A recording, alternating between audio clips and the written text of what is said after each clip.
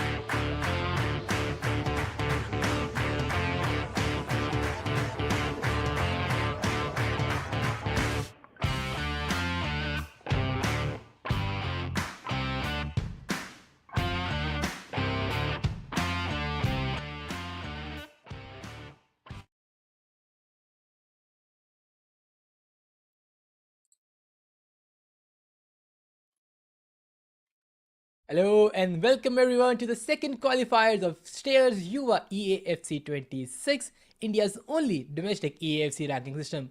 Masal Shubhank, and joining me on the desk is yet again the founder and the brains behind all this, Mr. Lok Manu. So Loki, how are you and how do you feel about this qualifier number 2?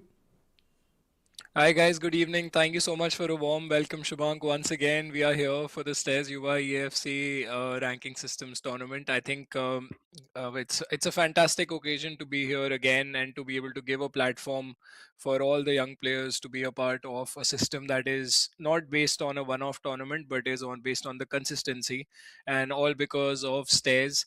And STAIRS Foundation has come up with this initiative, and massive kudos to them for the partnership that they have done with DSM, and I think it's fantastic, really, for them to be officially recognized by the Ministry of Youth Affairs and Sports as well. So I think it's a perfect platform for youngsters to build on this. And as we saw in the last tournament as well, Charanjot at the top, of Uh huh. course. We've seen the consistency of the players. So I think, yeah, today we're going to see some new names because some of these players are not participating in this event. And I think it's going to make it even more better for us when it comes to the points table because some new faces are going to be jumping up in the Yes. rankings. So let's just have a quick look at how the points table works. I think Shubhank is going to take you through. Of course, I think, Shubhank, when you see the rankings of after qualifier one, as you can clearly see that Charanjot, ran through it. So just talk to us about how all these players squared up in the first one, just to give a quick recap to our audience today. So if you win the qualifier, you are bound to get 105 points, 100 for the winning and 5 for the participation. For being in the grand finals at the second place, you get 80 and then you topple down to 55, 45 and 25 and so on. So initially, if you are getting in the top 8, you are somewhere around getting the 25 points on your board. And that is what every player is looking out for. And that is their sole objective. But if you play it out through well and get to the top 3, top 2 places, then that points tally is going in your favor, and that is everybody playing today is looking out for. And I believe that Vanshaj and Charanjot both are not there in the qualifier number 2. So top 2 players with 105 and 80 points are already out of the picture. Now that slot is completely open for all the new faces. Yeah, it really is, and I think even Aditya Chadda and Karman Singh Tikka are both as well engaged with other things, which is why they're not here. So, I mean, the best part about this is that it's a long format, it's a bi-weekly format. Every 2 weeks, the tournaments are going to happen from now onwards, and that will give all these new faces. I mean, to talk about the new faces, let's just look at the fixtures that we have for top eight, because I think these are the fixtures that Uh-huh. we have in front of us today.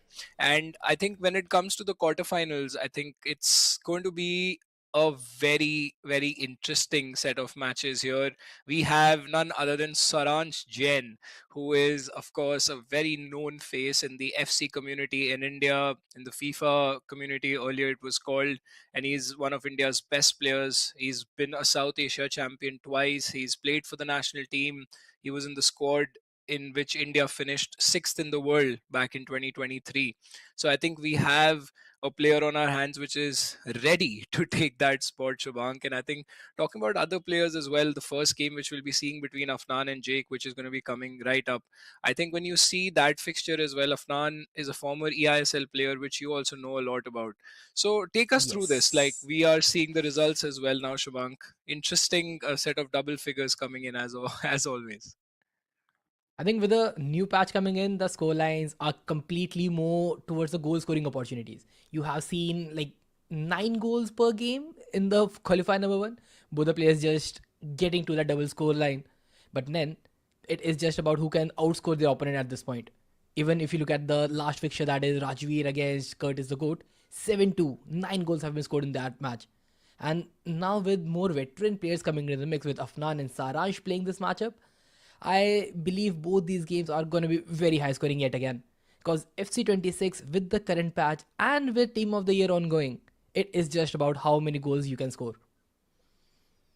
Absolutely, indeed. And I think we have a game on our hands, which is going to be a fantastic affair. As you can see, Afnan Amin played for FC Goa in the EISL up against Jake Santos, who's a very talented player, and he's been playing a lot of tournaments in India. And this is why this platform is there for the players to actually be in a position where they can compete against the best of the best and make a name for themselves, as we saw Aditya Tolani in the last tournament where CJ lost the only leg to him. And now Jake has that chance to, cause an upset in front of Afnan. So I think it's a great mix, as I keep reiterating this, that players of Afnan's quality have to prove their mettle in a consistent format like this. And I think, with that being said, I think the tournament in itself is very challenging. It keeps you up in a way where Uh, you have to be at the highest level every single time that you play the tournament. Otherwise, you're losing out ranking points. It's just that simple. And I think none of these players will stop until they make it to the top six in the format. Oh, that is very true because all the 10 qualifiers that are being played, it is just to make sure that you grab sufficient point to at the end somewhere end up in the top 6. Because that top 6 is what we are looking out for. Because those list of players will be able to play the LAN final right here in New Delhi. So that is something that is going to be pretty great. But now, with that being said, the first match of the qualifier number 2 is underway. Young Brad in the white kit and Zenitsu in the black. I just want to see Afnan, I think, is Zenitsu. So in the black kits, correct me if I'm wrong, because that is what I believe is their in-game name is. Yeah, I think that's the case. It's Afnan playing from left to right in the white kit, and Jake is playing from right to left in the black kit. And I think it's gonna be a close affair, this one for sure, because both the players, here's a chance now. Neto twisting and turning inside the box, goes for the first goal, and that is quite the start that Jake would have wanted for himself, because what a goal that is. Great composure shown by Neto, and that's like the first sort of hit on Afnan. That's a crazy build-up as well. Ping passing just flowing through and a lot of shelling on the flanks, then back to the center pina. It is completely rehearsed, but similar things cannot be said for Williams Jr. Nico was completely wide open in the box, but the shot was just not good enough. Had the opportunity, could not convert it. But now, back to Neto, and he has ample of space to run down the flank, but a cutback is waiting, but Acerbi just there to intercept with gold. Nobody just beating him past that. Here's a chance now for Rolfo. Rolfo. Can this be converted? And just to let the audience know, I think it was our bad to not understand the team names, because obviously everyone keeps. It's actually Young Brats is Jake Santos and Zenitsu is Afnan. So Afnan is in the lead. That means that Jake Santos is playing from left to right in the white kit, and it's actually Afnan playing from right to left in the black kit. So Afnan taking the lead with the first goal. So apologies to all our viewers and for that confusion. But with that being said, Afnan gets a chance, very well intercepted there by Jake. And I think he had a chance to equalize. I mean, that was a very good chance there by Rolfo, but it's just not able to convert that. One more time. He is able to find the final passes in the box, but that space that he needs, that angle that he needs to deliver that finesse is just not coming. But now again, Bonmati able to find Neto, and he is offside, I believe. Too much of space, and yes, he is offside. But the build up from Afnan is pretty much interesting. Same patterns that we have seen earlier in the 4-4-1-1. And despite these same patterns being rinse and repeat, Jake Santos does not have much answers to that. But now, when he gets to the final third, the passing lane is pretty much slow. He needs to just change up some tempo to beat that back line from Afnan. Yeah, I think it's been a good contest up until now, where the ball is being sort of been floating around in the midfield area. Both the players are putting pressure. Jake has upped his game a little bit, where he's trying to create chances. And as you rightly said, Shubhang, that the chances that are being created from those wings, that first time through ball once again Wow. from Afnan, this is going to be offside. Neto, can he convert this one? Goes for a shot, hits the post. And the goalkeeper definitely had something to do with that, because I think Neto just not able to finish that chance. And even the corner, which is almost like a penalty kick as we've spoken about. Straight through counter for Jake. This could be the equalizer. Claudio Pina goes for a chance and gets that equalizer in a matter of a few seconds, where Afnan could have gone 2-0. It's now 1-1. This is what the corner does to you. if you're not able to control it, the counter is so hard to stop. And with the players like Claudio Pina in your squad, and with the Evo, she has gotten some pace on her legs as well. The finishing has always been there, but now with this pace, it is even more deadlier on the counters. And now Nico Williams just running down that right wing.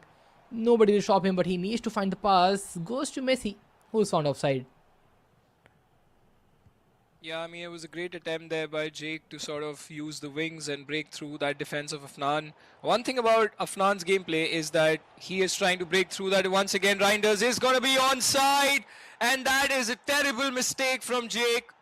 And he is going to regret that because he just gave the ball away to Afnan in a position where the through ball was on for Reinders, and he was never going to miss that. Jake, just as when he was looking promising, ends up making a very cheap mistake over there. And Afnan, of course, wasting no time in capitalizing that. Oh, yes. But now again, the backline structure that Afnan is pressing, it is pretty much, I would say, straightforward. Just trying to bring out the centre mids, getting into position. But now onto the attack yet again. Scott finds Pina, who is in a good position, but now Pina twisting and turning, trying to find the space, but another opportunity for the counter. Back to Petri. She can find the space on the left wing with Pina, which is a very rare sight, to be honest. You generally see Shellin on that left mid. Right now, Pina on there, and that could have been a pin. A slight tackle attempted in a very dangerous spot. Just wins the ball. Yeah, Jake must be wondering as to why did my striker not fall down off onto that slide tackle. I could have gotten a penalty over there. Just evades that. Fair play to the AI inside the game. But, of course, Jake must be furious that why did I not get that opportunity and punishing Afnan for his mistake of making a slide tackle. Just as we say that, Afnan with those through balls. You mentioned Shellin. She's on the attack. Can she convert? Has a chance, but just forces that pass. And even though Afnan is getting quite a lot of chances behind Jake's backline, Pina now manages to stay on side and shoves away the defender, but the pass just wasn't right. It is just end-to-end football right now. Both the players knowing exactly what to do, and the passing structure, the left mid to right mid options are completely identical from both the players.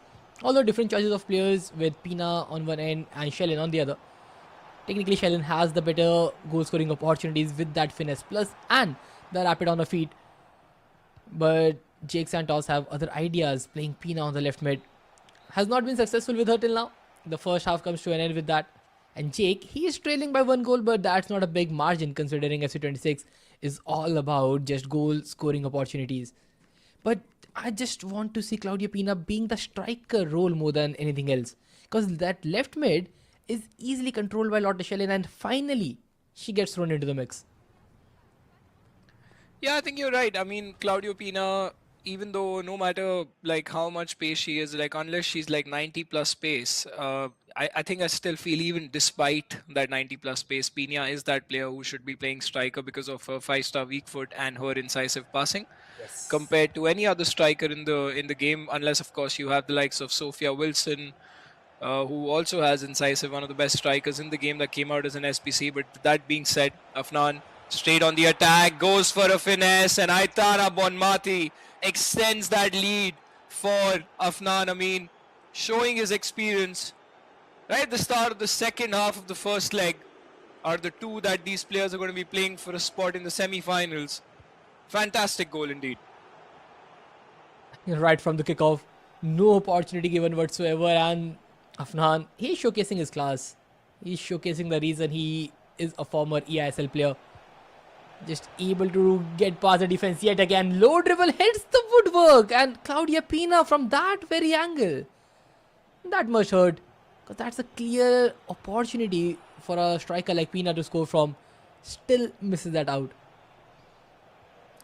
Yeah, I mean, that was a fantastic opportunity indeed. That could have extended his lead by 3 goals. And Afnan must be gutted that Pina, out of all players, has missed that chance right from where she is best known for scoring goals.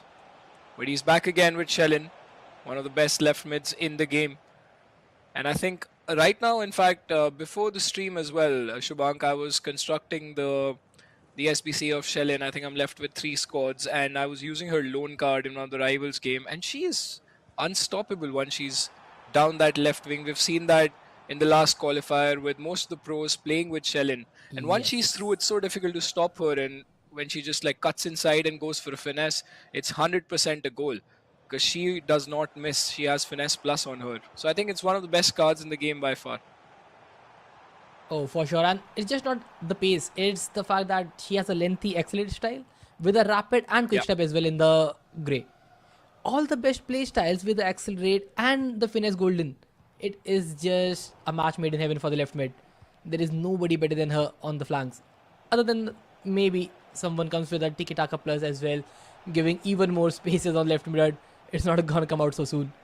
But Shellin has been the choice and she has shown wow. But in the meanwhile, Reinders attempted a shot and Huisson, another new centre back into the mix with those Evos coming in into play, has been pretty solid on the back lines. Yeah, that was an important block over there. Fantastic one. Typical centre back sort of a block. Looks good on the eye, but this could be Jake's chance to come back into this game. Just sprinted into the defender. Has to be a bit more composed now that we're approaching the 65th minute mark. Jake must be wondering, I should be getting an equalizer soon. But Reinders, on the other hand, has a chance to extend the lead for Wow. Afnan. But what a save that is. I think that was bound to go in. And just when I was saying that Jake has to look for those 2 goals to be able to equalize and come back into this game, which is not that difficult. We've seen how the score lines work in FC 26 is always, almost always 2 digits. I mean, I'm surprised right now that the score is just 3-1 at this point of time because both the players could have scored like 2 goals more each. But I think Afnan, if he gets the next goal, he's in a very solid position to go into the second leg.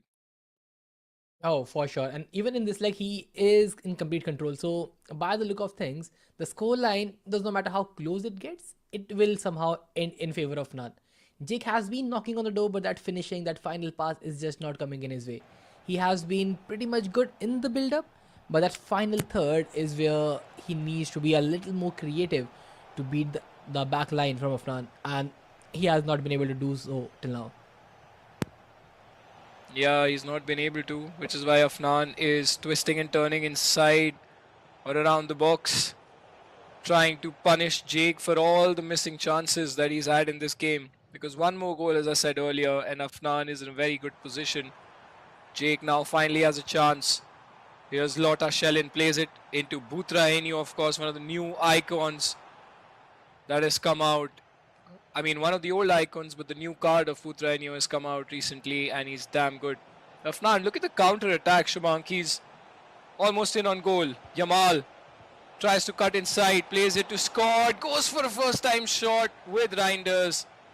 That box to box is really helping Afnan to create all that space inside the box. Murillo and Rokwa trying to find the goal scoring opportunity from a corner. Not by the header, but by trying some powerful strikes. Not gonna work out, but just look at the defense, winning the ball right back. Had the opportunity for a counter, Jake, but just missing it out. And now Afnan, again on a counter attack. Shellin could finesse it in and will decide to go for a regular shot far post, finishing things off in this leg. 4th goal for Afnan already. 4-1 is the scoreline, and Jake Santos, he is trailing by 3 goals in this leg. And by the look of things, I think Jake has a really, really hard time in attacking.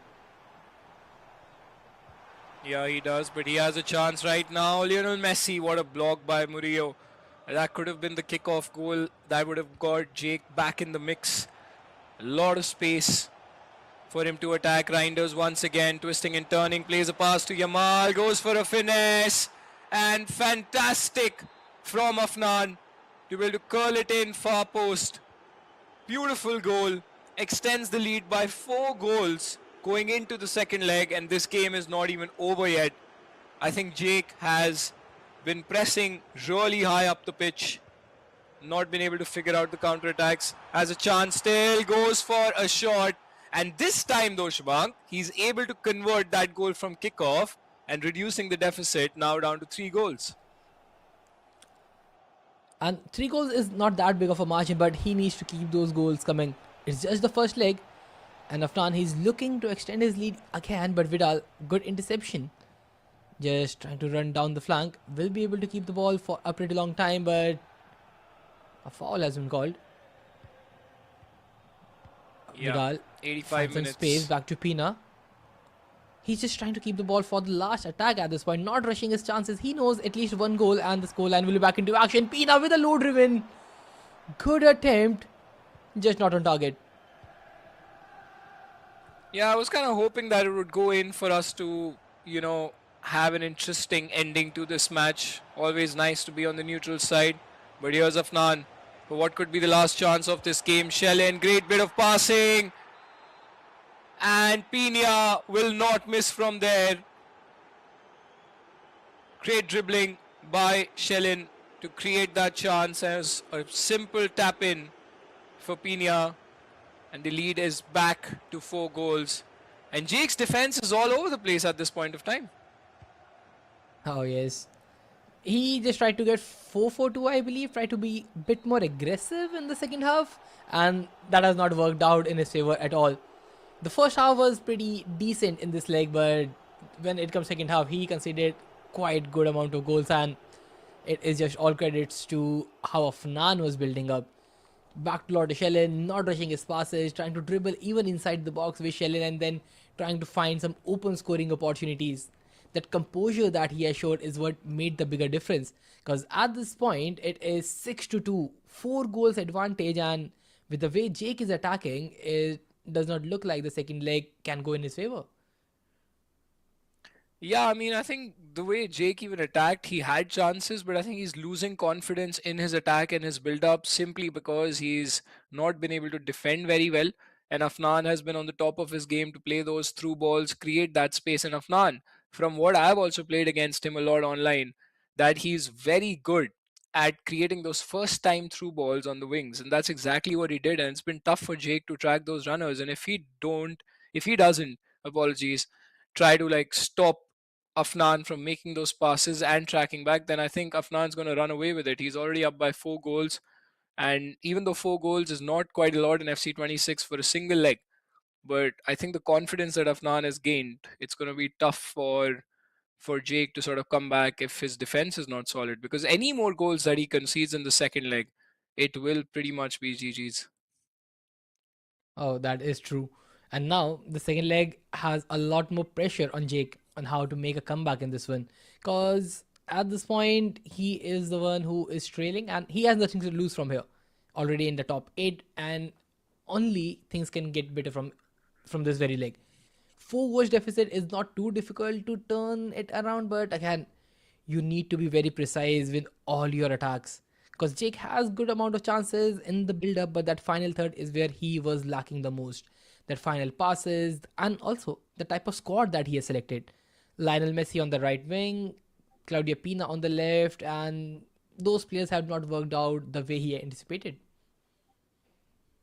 Yeah, it hasn't actually, and I think it makes a fair point as well because Jake has the likes of Lotta Schellin, the player that we've spoken about so much, the Swedish icon, who was one of the best cards in the game. Despite having a he's not able to use those through balls because Afnan's been good at tracking those runners. But at the same time, I still feel that the patterns are missing, and I think that's something that Jake has to work. He's a good player, he's a promising player, but to be able to beat a player of Afnan's quality who has a lot of experience in competing at the highest level in India, I think that's going to be a challenge. He has to do something different, and as you rightly pointed out, I think he tried to go 4-4-2, which made it more difficult for him to defend. And I think Afnan capitalized on it really well. So I just cannot wait for the second leg to begin and see what these boys are up to. But honestly, Shubhank, I think given the fact that experience always counts a lot when you're playing in such tournaments, I think this is pretty much Afnan's game. Well, that is indeed true. Because he is in the lead, and with experience he has, he will surely be able to close it out with 4 goals advantage until some miraculous performance happens from Jake Santos. But let's see how will that work out. Because Jake, I just want to see him just trying something different from the first leg, be it a 4-4-1-1 formation or some different players, especially with the amount of loans cards that are available to be used in the pro tournaments. Yeah, and I think the Evos as well has been fantastic for the entire player base to use. I think let's just talk about the best couple of Evos though, Shabang. What do you think while we wait for the second leg for that to come up? Which has been your favorite Evo? I think I would like to ask from the audience as well, whoever is watching and playing the game regularly, who is the best Evo? Would definitely drop that in the chat, and we would love to read it out as well for you guys. Because one of my favorites, I think I will let Shubank, of course, tell his first because I think he's more of an Evo person than I am. So I will tell you mine afterwards.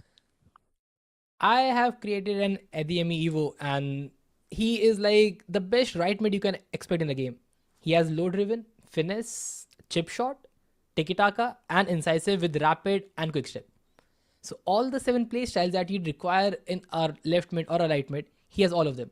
And keep in mind that he is still evolving for a second play style. So yeah, Adeyemi is the number one for me. Adiyemi, I think the pace on that card is absolutely fantastic as well. I think there's one card that I really liked that a lot of pros were using was I think Aaron. I think it was forgetting the Yeah, entire Hanson name. Aaron's, yes. Hanson Aarons, I think he's one of the best Evos that I've seen, and it's very difficult to stop that player as well. So I think quite a lot of Evos. Even I even like the Reinders Evo as well, which went up to 88, and I think 88 rated cards are still going pretty strong, even though Team of the Year is here. And I would love to see some Team of the Year cards going forward in the third qualifier onwards, because we're just at the second one. A lot of people don't have the coins to be able to get one unless their pack luck is incredible. And if you guys have packed something amazing as well, please do share it with us in the chat that you have packed this player. Because I mean, and how did you do that? Because I think, and I've done this on my live streams as well, Shabank, where I've tried various different methods of opening bronze packs, silver packs to try and get a team of the year. It used to work out for me until I think FIFA 21, 22, but after that, it just, I think my account is cursed basically. And that hurts. Like, not being able to pack a team of the year is the worst feeling ever for an FC player.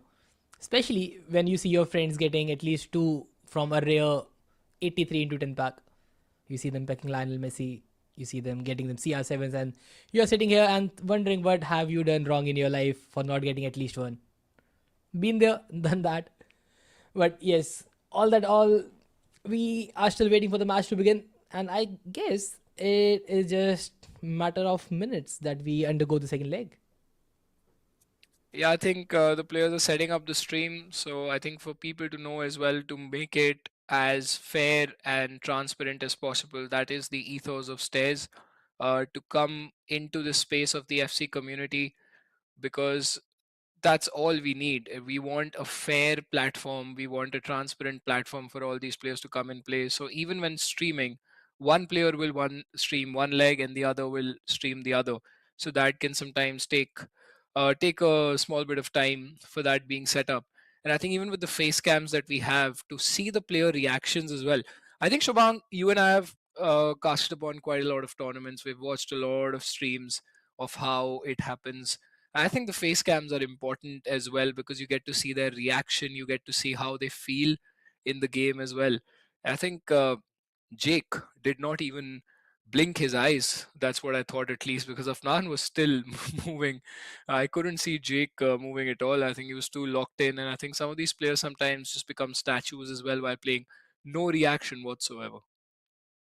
Oh, that is indeed very true. And I think it is more of a confidence thing in these players, because even with players like Charanjot, you rarely see them reacting until the match is coming to an end. Because that's the type of composure they have. They're like, yeah, I conceded a goal. It really doesn't matter. I scored one more. Does not matter since the match is still ongoing.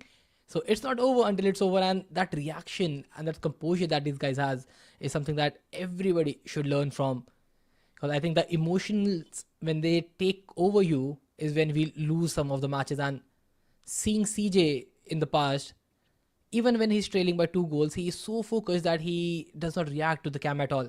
And then we see the miraculous comeback happening. And I think that is one of his strong points. Yeah, it is indeed, and I think going back to what the chat has said, I think Pinku Kakati in the chat has said that my favorite so far is the Rashford evolution with finesse plus playstyle. I think I agree Oh, with him. It that's is a a good shout. fantastic card. Yeah, it's a very good shout indeed. I think that Rashford card very fast, 5-star skill moves as well with finesse plus, and the way that he runs. I think I don't know if his card on paper says that he's got a lengthy style of running, but it definitely feels like it because once he's through, which is why I don't like playing against Rafael Leao. In fact, I absolutely hate it when Rafael Leao comes in front of me on the left wing because once he's through, it's impossible to stop him. He's tall, he's fast, and he's physical as well. So I think all these players like Shellin, Rafael Leao, you have the likes of Rashford, they feel a lot better to be able to run on those through balls, which is kind of the meta rather than players like Vinicius. I mean, we're not even talking about Mbappe because Mbappe Yes. is different gravy altogether. But I think these cards are right up there. But I think with the recent mix, even Kylian Mbappe has been dethroned on the left mid. Like, I don't think there is any player better than Shellen right now. With the playstyle she has and with the dribbling that she can bring, it is just too, I would say, outrunny playstyle for Shellen with that accelerate style. And you can always just use L2 to shield the ball off. And with the recent patch, the Enforcer coming into the play, giving players with more strength, more capability to use the shielding effect. And that is something I think Shellen has a very unique playstyle in her. And I still believe that there is no better left mid than Shellen on that flank. Yeah, I think Shellin is one of the best out there. Liao is definitely there. And I think we've got the word that we're going to be starting off with the game any second now. And just when I said that, here we go. The second leg of the first quarterfinals being played between Afnan Amin 10 and Jake X Santos. Both the players, of course, winning their round of 16 matches, coming to the quarters, and one of them will be heading into the semis and gaining some important points as well. And we've spoken about it as well. The points do help you eventually. So if someone is not able to make it through, from the first qualifier, the second one, even the third one, fourth one, you have a chance to pick up on these points, and both these players do not have to take any pressure of losing this game because they will have ample amount of opportunities, and so can you. So if you're watching this stream and if you are an FC player who likes to play competitively, this is your chance. So make sure that you go onto the stairs portal, register yourself, and find and look for the third qualifier, which will be made live very soon, and it'll be on the 8th of February. But that being said, the game was already underway, and we have again Afnan playing from left to right in the black kit this time. And I think it saved us all the confusion as well because the face cams are also in the right position. Are we seeing Mason Mount on the cam position? And I think that's the most unique player I've seen in a very long time. But now we'll talk about it later. But now Shellen inside the box, cut back to Bonmati and Neto with a finesse plus could not send the ball back into the net. Pretty close, just could not score it. And not even from a corner, but now Shellen trying to find Pina will be able to do that. Now she just have to keep the ball and the left mid and the right mid from Lionel Messi is completely open. But Lionel Messi is not the fastest of the player to be played on the flank position. So that is something very, very unique from Jake Santos that he is trying to implement. But now Afnan wins the ball back, finds Shellen with the player lock and just holding the ball a little longer, not rushing down his passes, and Shellen finally breaking the back line, getting ahead, keeping the ball quite longer but has been completely marked. Yeah, I think it's been a back and forth game up until now. We've seen Jake creating some chances, looks a bit more stable as well while he's building up. He's not rushing passes. He's trying to dribble through a lot with Mason Mount. Manages to do so, goes for a finesse. My goodness, that could have been quite a goal, but Courtois was not having any of it. It's difficult to beat Courtois from that range as well, unless you have a finesse plus. I'm not really sure if Mount does over there, but there's a reason why Jake is trying him out. And I have played a game against one player in Rivals, I don't know, a while ago, where Mason Mount scored anything and everything. And I think it was I think it was in fact Jake only. With that being said, here's a chance for Afnan. Goes for a left-footed shot, similar to how he scored a goal in the first leg, but this time the angle was a bit off, and Jake was able to defend that. That being said, Afnan with another chance. Great save there. Goalkeeper, then the centre back coming into play. And Shubhang, from what I see, Jake is quite literally hanging on by a thread. Oh, this match is pretty much close also at this point. But again, with Afnan having a 4 goal advantage to his name, there is very less for him to worry about. Whereas on the other side, Jake needs some quick back-to-back goals to at least get the scoreline in touch. But as things stands, there's a low driven coming in, but Lemons has been pretty good. A low driven from Pina from that particular range should go in, but Lemons with good footwork saves it, but gives the ball away from a corner. Lacroix unable to find Reinders, and now Shellin running down the flank has good opportunity to set the player for success, but now Carreras just there for the interception.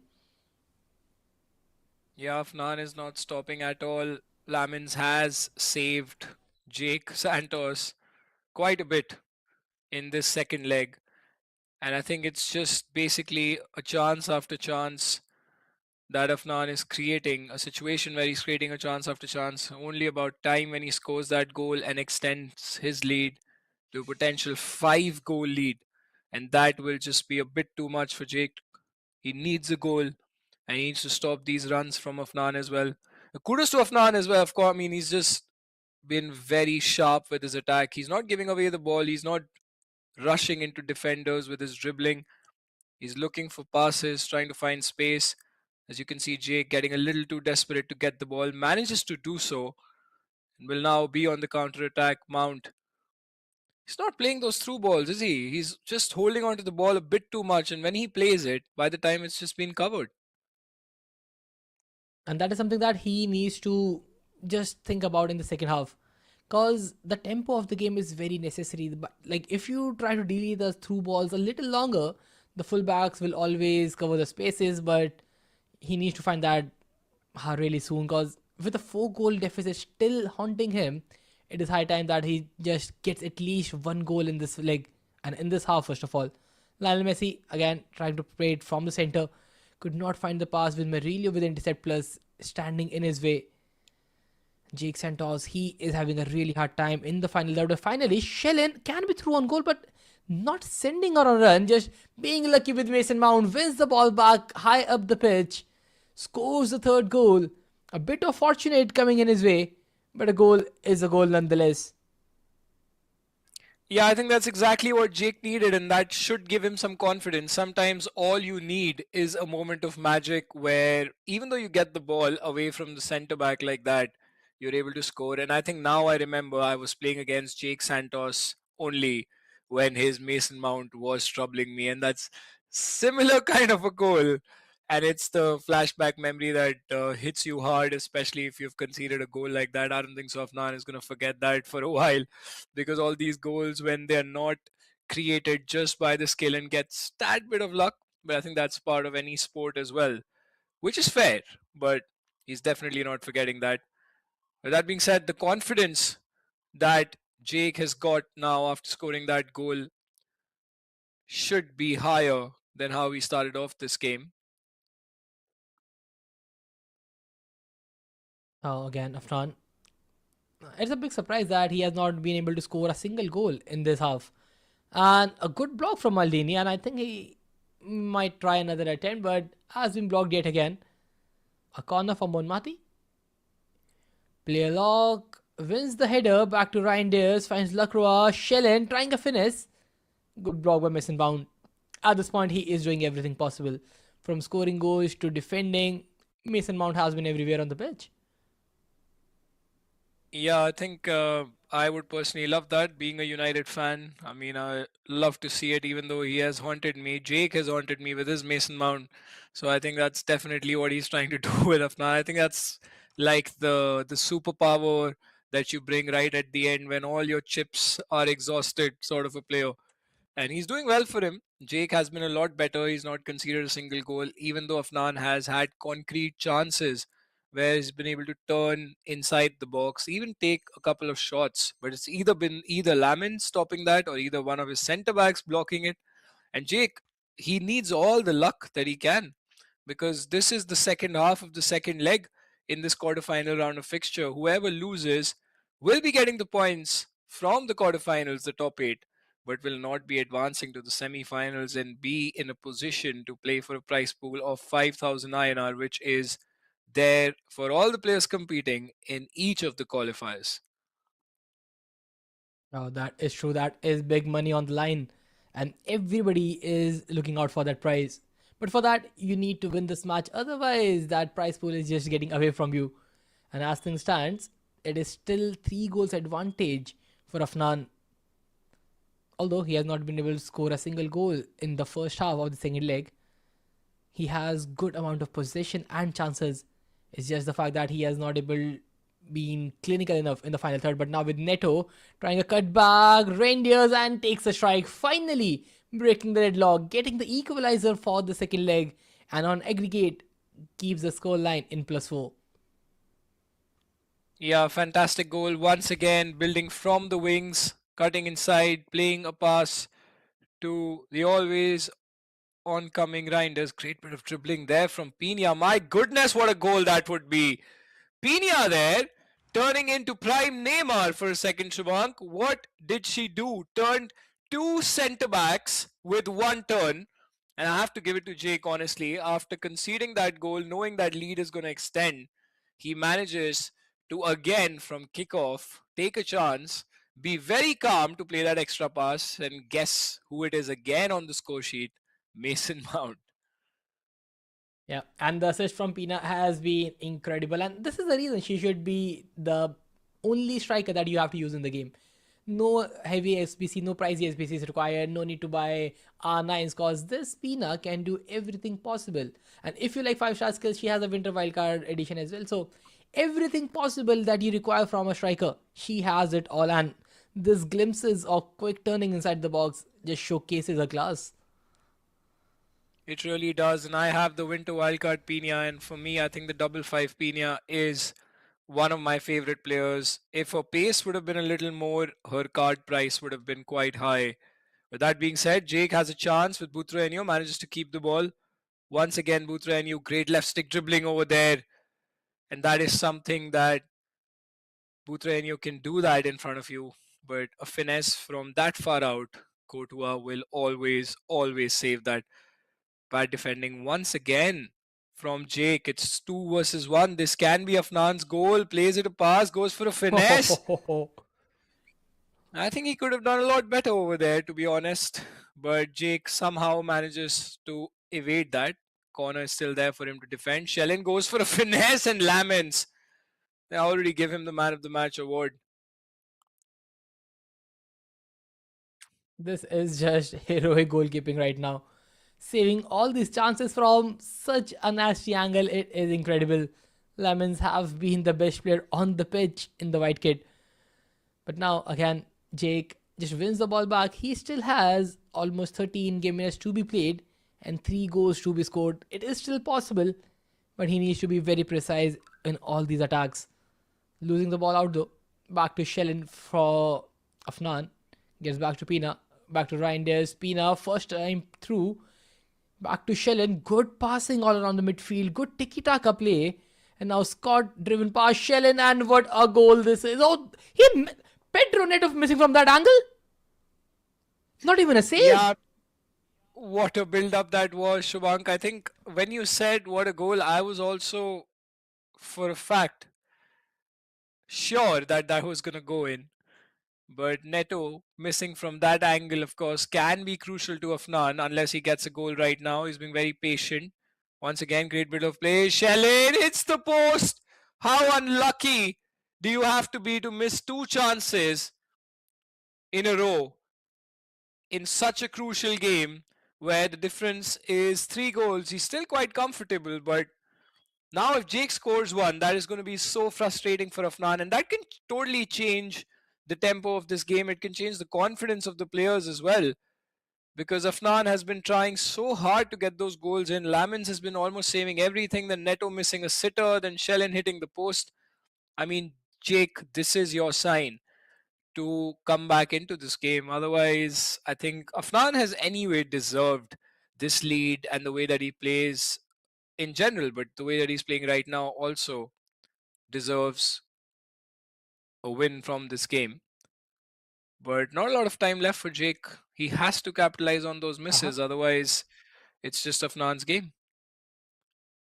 Well, it looks like it from here on. Almost 75 minutes have been played, just 15 minutes remaining, and 3 goals advantage still for Afnan. And I think he can even top it on another shot. Not from the best angle though. Gets another corner, and he will got another player lock attempt. Both of them have tried numerous player lock chances, but not clinical enough and not getting that passing lane that they needed. But now back to Jake, trying to bring down the deficit. Find Shellen. She's completely tired as of now. The pace has just run out of her feet. Gets inside the box, but Murillo, good interception there. Not allowing Bonmati to turn a tiny bit. Yeah, it was like a match winning tackle. Had that gone in, it would have been a lot of pressure on Afnan, to be very honest. The way that he opened up Afnan's defense was fantastic indeed. But now, look at that space in the back line. Neto has to score that and twists and turns to just get a penalty so easily. I think he missed the chance to convert that, but from the spot kick, he goes through the center. And why did he hit that Panenka was probably because he's comfortable. He knows that he's going to win. And he's just trying to be a little more fancier. Neto now will seal the deal for Afnan. And I think it was coming, Shubhank. We've been talking about this since a long time. The Panenka, I think he can forgive himself for trying something outrageous over there, knowing that it is so predictable sometimes if you're able to watch the feet of the penalty taker quickly. He's just not stopping. Here's another chance, 86th minute. He's trying to put this game to bed, but yeah. Precision shooting at its best. And it happens to the best of us. You are leading the game, trying something fancy, not able to target in the very least, but 8-4 is the aggregate scoreline till now. 4 goals to advantage. There is nothing to worry about. And even if you count just the second leg, it is still a draw. So with Jake Santos attacking, lacking a bit, and it just might end up with one more goal. Ninth goal for Afnan while we were talking about him. In the second leg, 3-2. He is still winning this leg. Afnan has been the better player by a mile. Yeah, he really has been. As I said, he definitely deserves this win as well, even though he's missed quite a lot of chances. But here's Neto causing all the havoc on that side. Great bit of passing. Pina twisting and turning inside the box. Almost brought the keeper out of his line. I don't think so. Jake has any time left to get at least one goal back. And that is it for you folks. 9-4 on aggregate. Afnan wins this fixture. Great bit of play from Afnan, showing his quality. I think last tournament as well, we could not see Afnan on the broadcast because he had lost in the initial rounds. And of course, there were quite a lot of household pros playing that tournament. Today, it's almost like a chance for, I think, a couple of players who are not Yes. pros for them to sort of come up the ranks and fight for that top six spot. But there's always pros. I mean, come on, if you look at it from that perspective, where the likes of Afnan and now we have the man of the hour, Saransh Jain, a former Indian E national team athlete. He's represented India. He's been a two-time EISL champion. He's been a two-time South Asian champion. I mean, this guy, when we talk about his CV, is almost flawless. And we always say this in terms of consistency.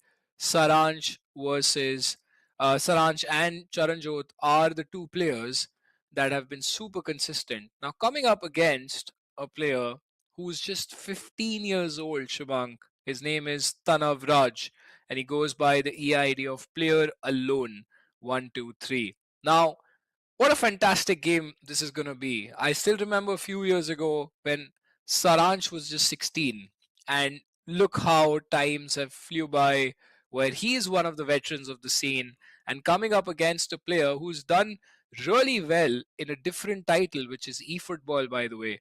And he's even qualified for a team that could not unfortunately go for the main tournament outside of India for eFootball. So I think Tanav, our young man over here who's just 15, looks like a player who's in love with virtual football, be it EAFC or be it eFootball.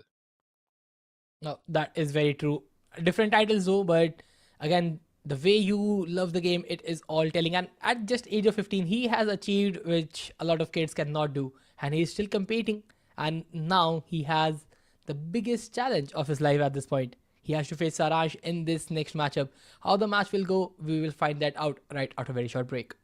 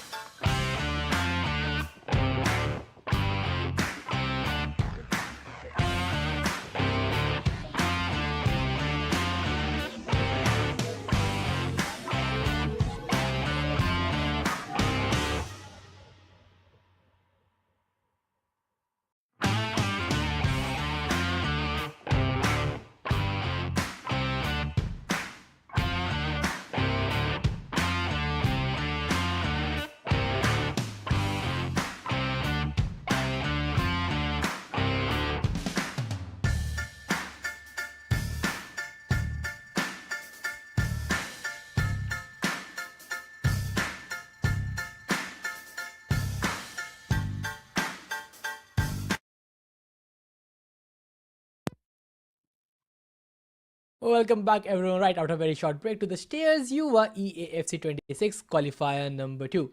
With the first game, Afnan had a complete dominating match, winning the score with a very easy scoreline. But now it is time for India's best player against India's youngest. It is time for Saransh taking on, I believe his name is Tanav, and he's just 15 years of age.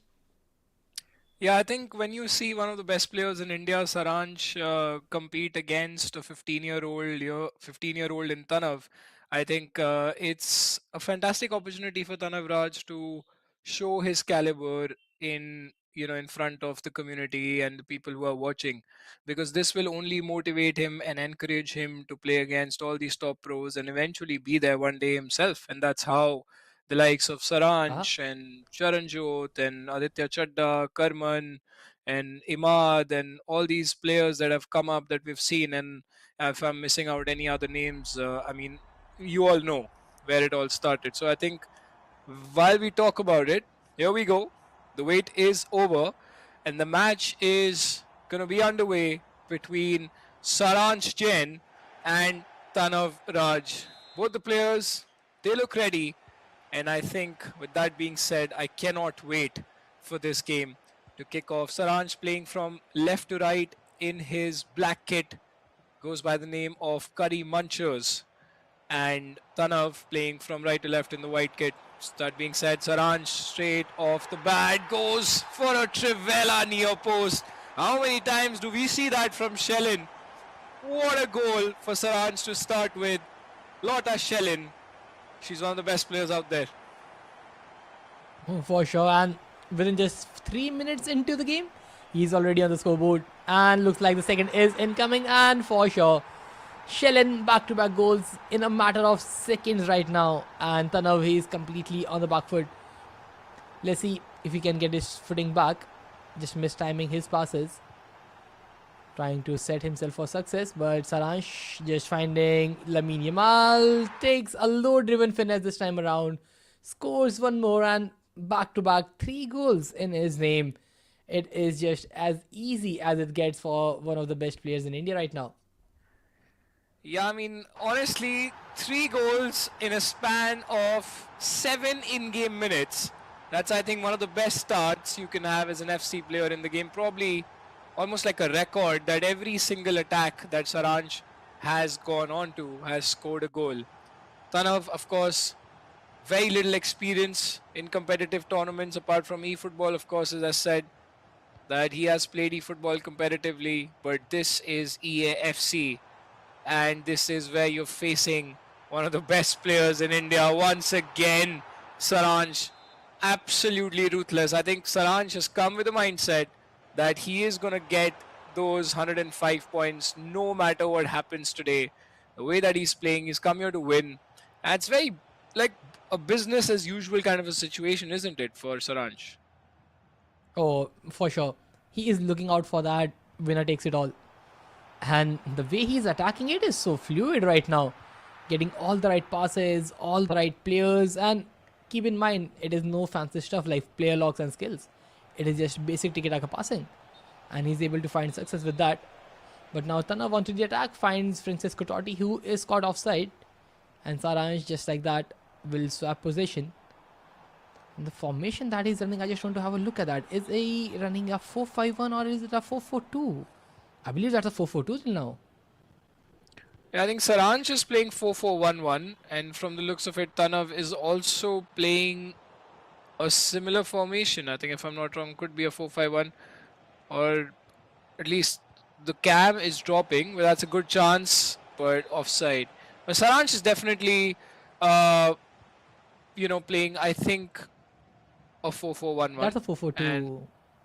He has it's Usman is that Dembele. Usman Dembele cannot play cam, I believe. And he is too much on that right striker-ish position at this point. I believe that's a 4-4-2. And he has played this in the FC India Cup as well. So Saransh loves this formation a lot. He believes it is a lot more attacking than usual. And FC 26 is all about attack. But at the same time, he needs to make sure that he does not concede till now. And he is not doing that till now. And yes, Usman Dembele, the Winter Wildcard edition, has been, I would say, missing on the pitch. Has few touches, just not been in the play till now. But another through pass, and Butra again, or rather Smith, gets through on goal, tries the finish, could not score it. Yeah, I think that's the first concrete chance for Tana when I think he's just probably taken a shot way too quickly. He had the chance to sort of go all the way and go for a shot with Smith. But Saransh, as you rightly said, playing that 4-4-2. This has been absolutely fantastic going forward. This is going to be offside. Yeah, but I think even though Dembele can play cam, I think probably his newer version cannot, and which is why I thought that could be a 4-4-1-1. But nonetheless, as you said, he's playing the 4-4-2, and he did. I remember now that he did play that in the India Cup as well. So I think it's great to see Saransh having that attacking approach and being accustomed to the 4-4-2 rather than most players who are playing the 4-4-1-1. Chance after chance. Once more has the chance to go for a shot. Wow. Courtois is like, I don't even need to stick out my my arms to save that. I'm just going to stand in front of the ball because the angle was so tight. Could have just gone with a shot with Pina as well, which is exactly he's going to do that now. Finesses it, and that's the fourth goal, despite him being stalled by Tanav to not score more goals. Even though Tanav did have a chance, Saransh is back roaring up again. One more chance, and he is not sparing Tanav even for a minute. And 34 minutes on the clock, and it's already 5-0. I think this game looks like to be pretty one-sided, and we are definitely going to see double-digit figures once again, Shubham. Well, it looks like it till now. 35 minutes into the game, 5 goals already for Saransh. Although there was a big drought for almost 30 minutes between both the players not scoring any goal. But after that, Saransh is looking for one more. Lemons, I believe, another good save. But Saransh, he knows the game is already done in his favor. It is just all about how many more he can score. Looks for one more, a near post attempt. Courtois making a good save. Another corner, and player lock. Finally, it's time for that. Could not win the header. Goes back to Shellin. And Tanav just not able to find the right passes. Yeah, I think Tanav is struggling, and a player of Saransh's quality and the experience that he has in such tournaments. He's been here so many times. He's played at the highest stages internationally as well. So for us to expect this kind of a scoreline from Saransh was not a surprise whatsoever, but great ball there by Tanav. That could be his goal. Goes for a finesse. Well blocked there by Saransh. But kudos to Tanav to actually create that chance. That was a great through ball in that. Could have given him the first goal that he desperately needs to have some confidence back in the game. Because every time Saransh goes forward, it's almost like a goal situation. Oh, finally. But Tanav twisting this time inside the box, and Francesco Totti scoring the opener for Tanav's team. First one onto the board. Can this be the start for many? Yeah, I mean, as we were talking about, Tanav really needs to get that first goal, and he has finally done that. Very good goal indeed as well. I think that pass to Totti over there and to be able to create that space to go for a finesse. I think both the players here know what is at stake. It is those important points, and of course a prize pool of 5,000 INR in every single qualifier. Now, the second half of the first leg has begun, where sides have been switched. So Saransh in black attacking from right to left. Tanav has to get another goal back, and it could actually be very interesting if he somehow manages to get something out of this attack, because Nico Williams tries to play it to Smith. Has a chance to play a pass. Great pass to Totti. Somehow, he's just not able to penetrate Saransh's defense over there. Well, it was pretty close, just not good enough. But now a perfect double tap cross, and Usman Dembele not missing it from there. Good ball to heel roll though. Tanav knowing the skill moves, trying to beat the players, but not able to use such skill moves inside the box where he need them the most. Scoreline 6-1 in favor of Saransh, and as things stands, he is looking for the 7th one. Back to Shellin, holding the ball a little longer than expected, waiting for the team to support. Back to Ryan Dares, finds Yamal. Just technical inside, finesse, and gets the 7th. Yeah, I mean, before we can even talk about what Tanav was trying to do in the attack, if he was trying to do a skill move, Saransh, the second he gets the ball, he's just ready to score that goal. Again, he's one possession in the best possible position. Constantly on the attack, constantly getting so much of space because Tanav's defense is all over the place. Pina to Reinders now, and he's going to go for a goal and near post finesse shot. And that is 8-1 on the scoreline. And I think Tanav just seems to be struggling at this point of time. He's not able to understand what to do in that position to be able to stop Saranch. Every single time he is able to find an angle for a shot. And if you notice, Shubhank, he's not just gone for those through balls down the wings. He's in fact like created chances from the center as well to be able to go near post as well with his finishing. As with the double tap cross, as with the Shell-in goal and the very first goal that he scored, even with Reinders now, we see majorly finesse shot going across on the second post. But Saransh is doing that quite literally in the near post, just goes to show how accurate his shots are, even with the precision shooting. Well, that is very true. And he exactly knows how the mechanics of the game work for sure, using it to the best of its power. Now back to Shellin, trying to find a driven pass, wins the ball back after an interception. And now Tanav, using the player lock, finds space. Back to Smith, just loses out on the possession, gives it away though, and there has been some ping pong passing in the midfield. But the possession back to Saransh, trying to set the midfielder up, but Courtois there for the collection. Yeah, I think it's all about Saranj almost looking like preparing for the next game. Technically, it's too early to say that because that is Tanav's chance to get a goal back. I think twice I have said something and Tanav has scored, and I think this commentator's curse is quite real, Shubhang. It's the case with me every single time, to be honest. And I don't know why this happens because every time I say something, the opponent has scored a goal. Happened with Jake as well. So kudos to Tanav to getting that second goal. And ironically, the scoreline right now we're seeing in front of us, that could change in any second, is a scoreline that United and Arsenal fans are quite familiar with. And the coincidence is the match is today. Now, what worries me though is the scoreline can go in the opposite direction as well, given how well Arsenal is playing. And I am a United fan, and I want them to win as just as well they won against City. But yeah, can that happen as well? Imagine an entire, like a rewind of the old times and that scoreline. But that being said, Yamal once again, my goodness, these Trivelas are absolutely insane near post. And Saransh, of course, not being that predictable as well, going far post finesse shot. He's trying these Trivelas out, working really well for him.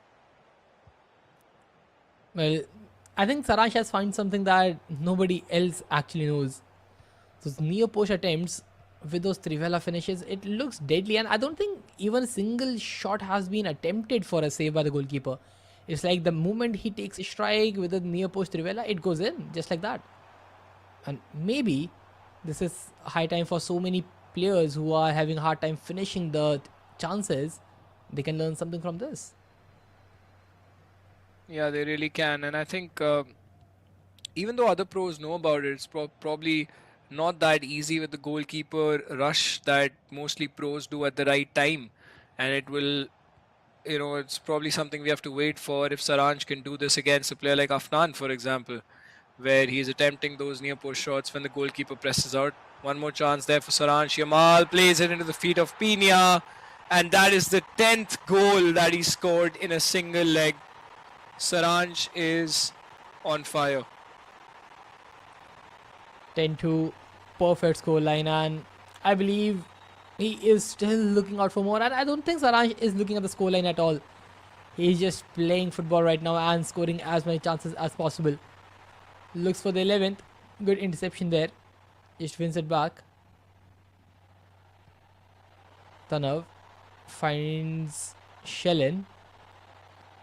Trying to find the space in the final third, unable to do so. Back to Lavelle, just losing it out. Yeah, I mean, Tanav tried to create a couple of chances, but Saransh once again having most of the possession in this game, though. Tanav, every time he gets the ball, he's a little bit careful, a little bit skeptical going forward. That's, of course, due to the fact that Saransh's manual pressing is definitely one of the best I have personally played against in India.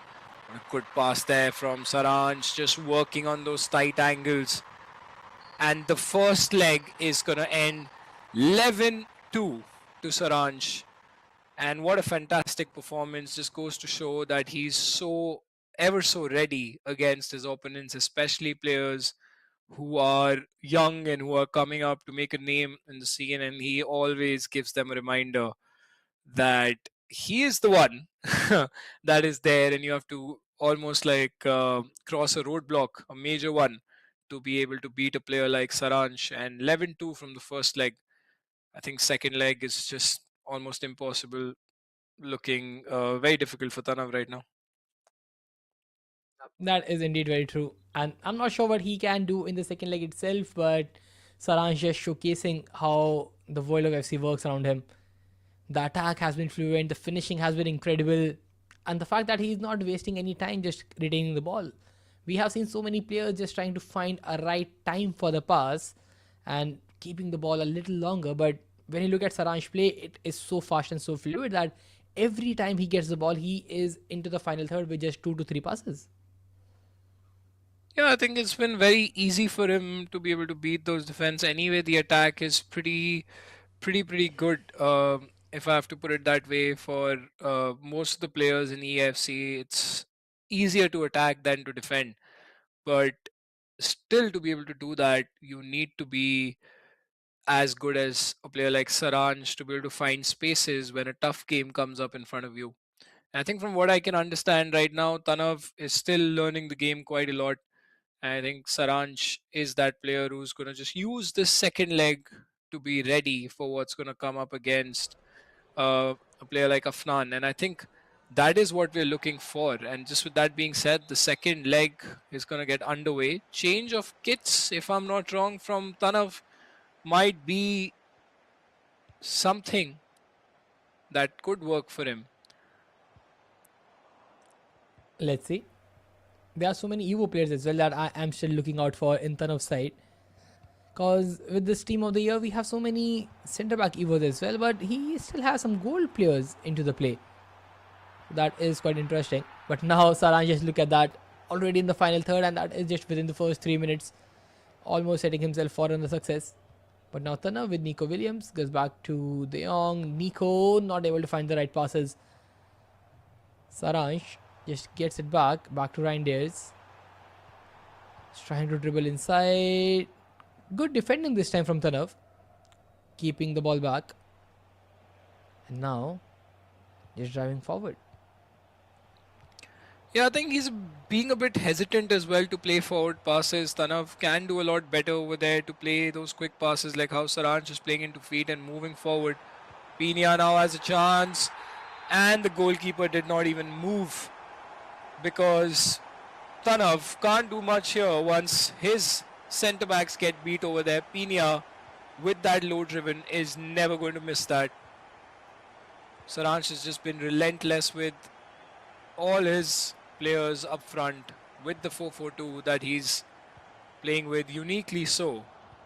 Constantly on the attack. Look at the way he presses you up front as well and wins the ball right after the defender wins it for Tanav. Shelin once again goes inside, and this time near post did not work. Probably the first time, Shubhank, I think the chance on the near post hasn't gone in for Saranj. Oh, exactly. And this is something that which is, I believe, is a very rare case scenario. Like 11 goals, I think, was scored by Saranj in the first leg, and more than 50% was near post Rivelas. And this time again, he goes for a similar shot, scores one more with Lamine Yamal. Brace already for Saranj. 2 goals in first 15 minutes, although comparatively less than the first leg. But yeah, he has just slowed down his own gameplay. But this time around, Tanav trying to find a finesse, unable to score that. Yeah, good try nonetheless. Has a chance now to build. Saranj once again just winning the ball, and that's going to be a great through ball. The goalkeeper is going to come for it, heads it out. Good attempt though from Saranj. Great vision to be able to play that pass after doing a player lock. Nice roulette there from Tanav. Kudos to that. Shellin again on the wings. Tanav looking dangerous. Totti this time goes for a finesse shot. Oh, what a save there is. That is from the goalkeeper.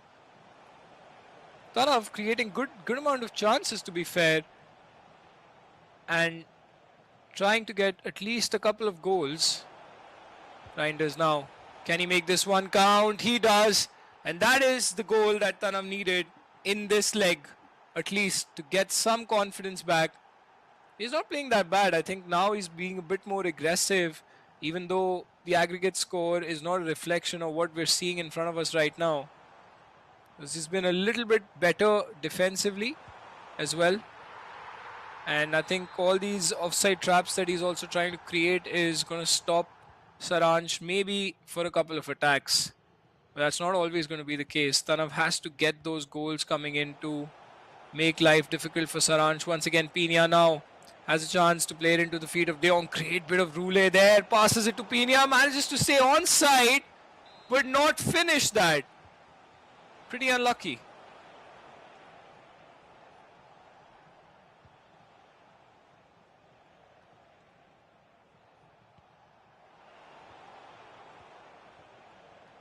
Saranj once again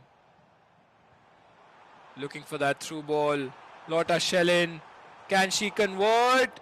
My goodness, how did she miss that? I think talking about Shellin so much that she is also human and can miss a chance from that particular position. Tanav, can he manage to stay onside? He is. Totti tries to do a ball roll, tries to complicate it. Could have had that crucial goal that he needed to have any chance of coming back into this fixture has gone, because these chances you will not get a lot against a player like Saranj's quality.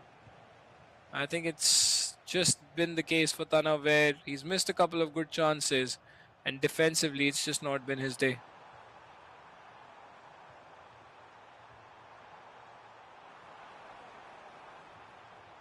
Yamal playing a pass inside, goes for a shot, and that's yet another goal.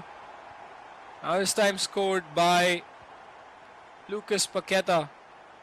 And I think, Shubhank, we have you back. And I think probably it's just the fact that Tanav was trying to gain momentum, but Saranj with his clinical finishing has just shut those doors once again for Tanav.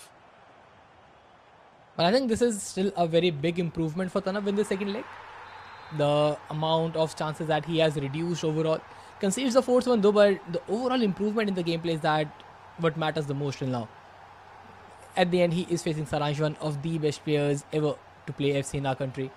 And not just here, but in the entire of South Asia, when he won the tournament twice in a row as well during the E-Nations era. But now, Tanav, all he needs to do is just keep the composure up and make sure that he reduces the amount of goals that are scored against him and keep a score line pretty much in check. Exactly that. I think it's going to be about him improving, and that's not how you do that, because he's just given a free goal to Saranj from the goal kick itself. Not the best idea to be able to put up a show against a player like Saranj when you're trying to learn a lot. And I think Tanav has to do a little bit better over here in order to come back into this leg at least, if not the fixture. Because it's just been that case, Shubhank. I think he's doesn't look like he's in the game. He's just probably trying to see this game out and just trying to, you know, almost like beg the referee to just end this game. And it's almost like giving up. Well, kind of has been the case till now. Because it's just not going in his way. Whatever he tries just does not end up in his favor. And now this time, good attempt though, good finish coming in. But the goalkeeper always standing tall. Gives away the corner, which is not deadly enough. But now inside the box and a finesse. I think it was Beckenbauer who attempted that. Not having the best of the stats to score a finesse from that angle. Yeah, exactly. I mean, he was on the turn, and you sometimes have to take a shot with your centre back when he's in that position near the penalty box right after a corner. And personally, I have scored so many goals as well.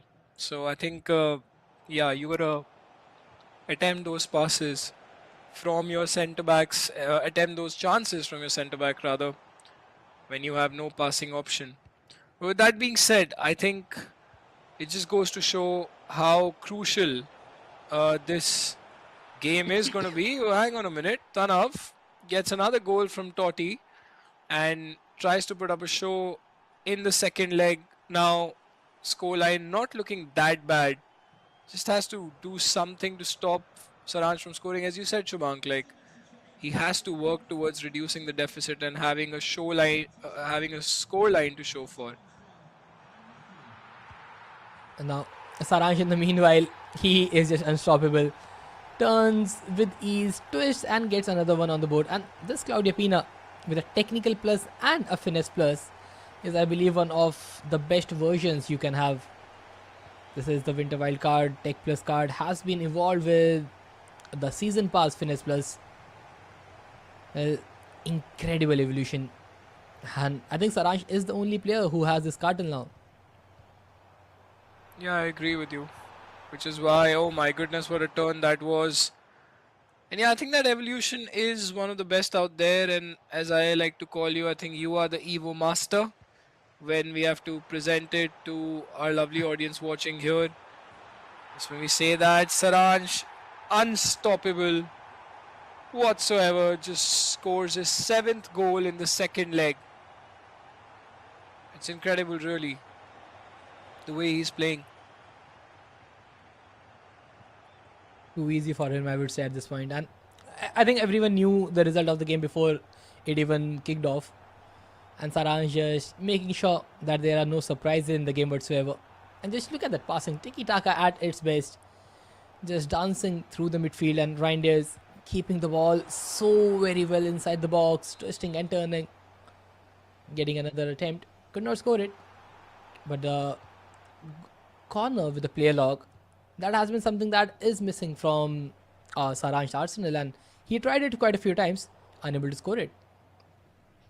Yeah, I think the finesse shots inside the box, of course, work really well. Even players like Reinders do manage to score that, but to have something like, say, Yamal or Shellin, it's very difficult to have that with a centre mid unless it's Hansen Aaron as well, one of the players. Oh, wow, what an attempt that was. I think Reinders is almost playing like a second, or like rather a third striker. And I think he's definitely on box to box ball winning player role that Saranch has put him on. To everyone watching, I think that is definitely one of the best tactics to go with, or the player roles rather, you would say. Most of the pros are also playing it because that just overloads the box and it gets very difficult with the current meta that is there in the game with defending. I think it just puts more pressure. It's difficult for your opponents to defend that, and Tanav certainly can feel that he's not been able to contain all those runs from players from outside the box. And once again, Pina. And we're back to the same scoreline, Shubhang. I think we have a chance of talking about the old scoreline of 8-2. I think as a United fan, even though I'm keep talking about it, we're back at the same scoreline. Twice in a row now. So yeah, we are here again. But I think Saransh is trying to turn it to a 9-2 already. Being very aggressive in the attack. I just want to see if Saransh can keep up the same pace against Afnan when he's going to face him next. And I guess that will be a very, very interesting one of how does he play against one of his ex-rival during the EISL days. Yeah, I mean, that's going to be quite the game, isn't it? Because we have our semi-finals right after this fixture. More or less, this game has been decided. And that could be Reinders' another goal. And that's when we're talking about the finesse, though. He does not hold back. He does go for finesse shots from his centre mids. And Reinders, in fact, if I'm not wrong, I think has already scored a hat-trick or is on the verge of scoring a hat trick. He's making some fantastic runs, controlling, dictating the play. It's just been phenomenal for Saransh Reinders. But now just look at Dembele. This agile dribbling and controlled sprint. Dembele is like one of the best cards for sure. Drives by with pace. 10th goal for Saransh till now, and again, looks like that he's gonna get the 11th one as well, just like the first leg itself. And there is nobody stopping him from doing that. Lauteschellen onto the attack. Twist, turns, trying to find the space for a finesse. Launches it up. 11th one. Yeah, again we're back to the same scoreline. I think it's like deja vu right now, to be honest. Got to check with the production if we are on the second leg or the first. It's the same scoreline that we're seeing in front of us. Saranj absolutely obliterating Tanav's defense over there. And Tanav, it's been a long couple of legs. I think Shubhank, I feel for him. He's got a long way to go. But this is what this tournament is all about, to enable, to promote, to give a platform to young players like Tanav to face against all these pro players and to learn from them, to keep coming back, to improve as well. Just when I say that, this is probably going to be Saransh's last attack. Goes for a first time shot. Great bit of build up play, but solid defending. Corner is going to be head down, but the same old tactics of corners as we spoke about last time as well, that they do work. Yamal, easy. Trivela sets him up nicely for the 12th goal. And what a scoreline this is, Shumank. I think it's fantastic, right? I think Saransh has scored 23 goals, if I'm not wrong. That's Yes. incredible indeed. 23 goals over two legs of FC just goes to show how open ended a game of FC can go. And a player like Saransh, he's not spared Tanav at all in this game. And I think that should be the case. Like, doesn't matter who your opponent is, you have to play your best game. It is a tournament at the very least, and you have to respect your opponent in the game of spirit. And Saransh, kudos to him for not stopping down and just letting or take it easy on your opponent. He played it like it is one of his best games, and he has played it through. And with that, he just qualified from here with a complete storm. But now into the semis is what the challenge that he's gonna face. It is going to be a Fran and EISL player already, so the scoreline will turn around and Saransh will have finally some competition on his match. He will, yeah. I think, I mean, the way that the bracket is structured, because I have the brackets in front of me, and we'll be able to see them in a second as well, where, you know, it's going to be Saransh versus Afnan on one side, and it is going to be Safwan versus Rohit on the other. So I think we'll be, of course, watching and commentating on the first game, which will be for Safwan versus Rohit. That is going to be our first semi-final, and then we're going to be watching Saransh versus Afnan, because that is going to be quite the game. As you can see right here, beautifully poised in front of us, Saranch versus Afnan. That is going to be the semi-final too. Of course, we will have that fixed, but this is going to be the game that everyone is waiting for. Saranch versus Afnan. And we're going to be seeing more about these players and more of these players taking upon each other, because I think Shubhank, I'll let you take this and I want you to tell us about what happened in the last particular qualifier, where we saw the likes of Vanshaj and Aditya Chadda and Jahan and Charanjot, all these players facing up when it came to the business end of this competition. I think it was pretty competitive. Oh, for sure. Like qualifier one had the best of India's player playing against each other, and it was a goal fest. Everybody just scoring humongous number of goals in every leg possible, and then it was just Charanjot and I believe Vanshaj who made it to the grand finals, where it was a quite decent matchup in the first leg, but then it was just CJ taking everything by a storm. But with all those players missing out in the qualifier too, now Sarash is the main man in this qualifier number two. He is looking out for that 105 points to his name, and if there is someone who can stop him from that, it is going to be Afnan.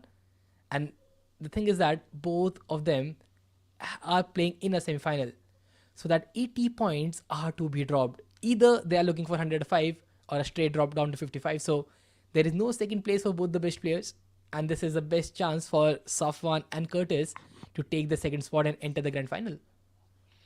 Yeah, I think that is exactly why we're here for this qualifier too, and all the pros that aren't playing the second qualifier and played the first one, they will be seeing the points similar to them as what one of these two guys can have from the semi-finals, because there is a third place game as well, mind you, and there's the 10-point difference over there as well between 55 and 45. So I think it is going to get very competitive from here on, then not just for the prize pool but for those ranking points as well. But I think this platform, as I keep saying it again and again, thank you to Stairs Foundation for putting it out there, have a tournament under the name of Stairs, which is called the Stairs YUVA EA FC 26. YUVA means youth, and we have seen a very young player in Tanav, just 15 years of age, trying to make a name for himself, and this is going to be quite a learning for him. But we have to thank Sportscast India, the production partners, for bringing this out for us, and of course, it's going to be ZTM FUT, who's been our community partners and helped us to reach out to the community to let all the players know that a tournament of this stature is happening. With a community of 1000 plus FC players, ZTM is doing something fantastic. So massive kudos to them to bring us this set of community for this tournament. And that being said, I think we'll take a short break, and we have our semi-final number one between Safwan and Curtis is the GOAT. Of course, his name is Rohit. That is going to be a cracker of a game. Stay tuned. We'll be right back.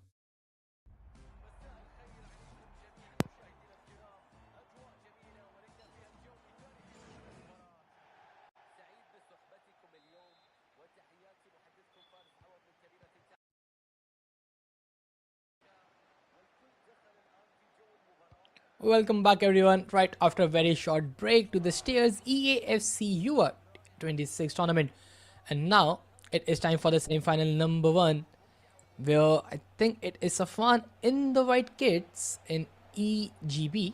We need to get a confirmation on that, but the semi-final number one, it is a very high stake game since the winner will be able to enter the grand final and secure a minimum of 80 points. Yeah, I think this is what Safwan is known for, like the aggressive nature of his play.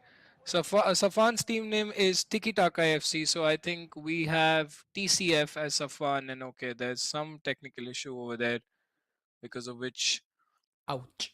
they'll have to restart. But I think we'll get a confirmation of that as well as to whose team name initials are who. But I think, yeah, this is a good fixture because let me tell all the people that are watching. I think it is Rohit, who's known by Rohit EA Golden Boy. He has qualified as well in for the top 32 for the January FC Pro ladder that's going to be happening in the South Asia qualifier.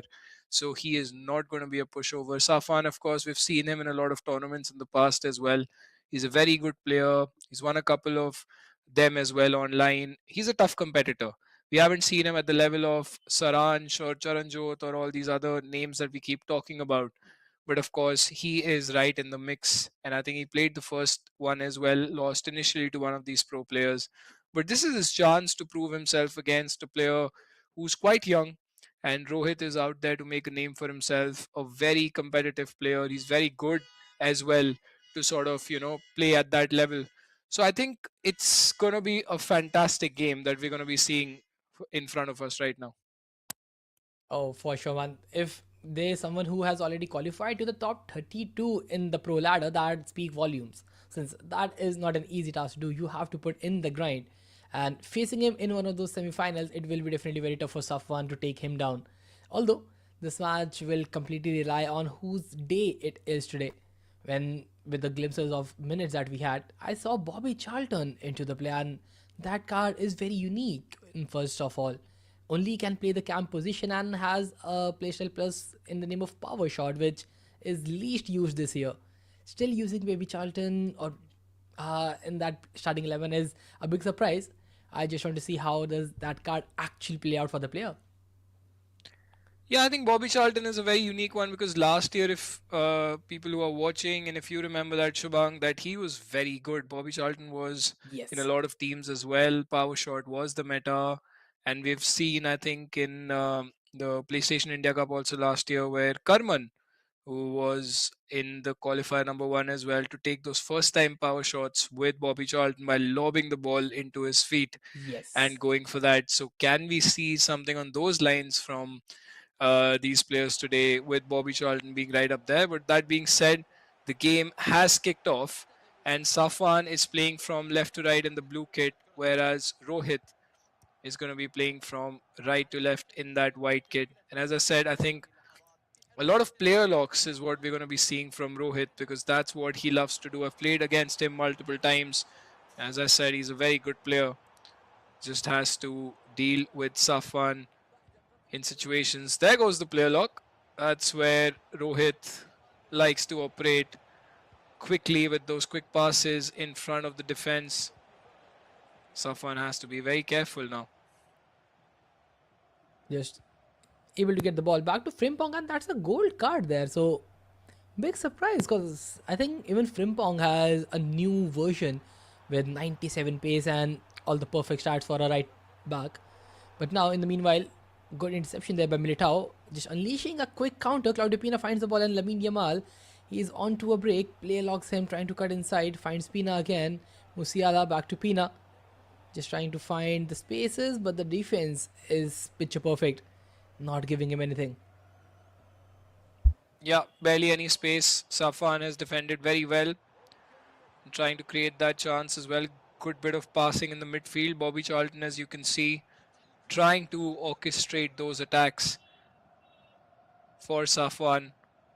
Rohit, as we were talking about earlier, very composed on the ball, a very good player. Could be our underdog for today, in my opinion. That's a chance by Rohit, but just not enough for Yamal to convert that. And onto his right foot, though. I thought he's probably going to take it on his left and finesse it because that would have been the ideal scenario.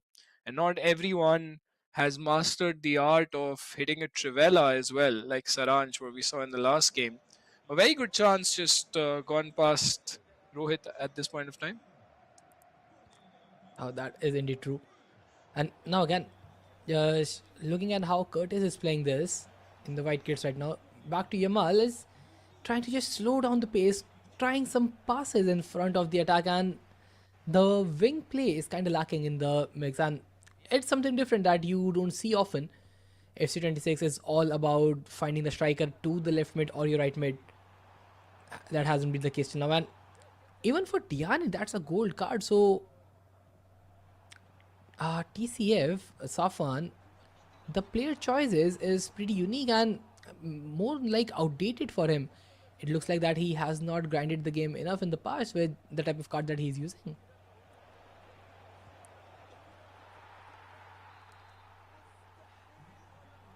What a goal that is Still, from Lamine Yamal.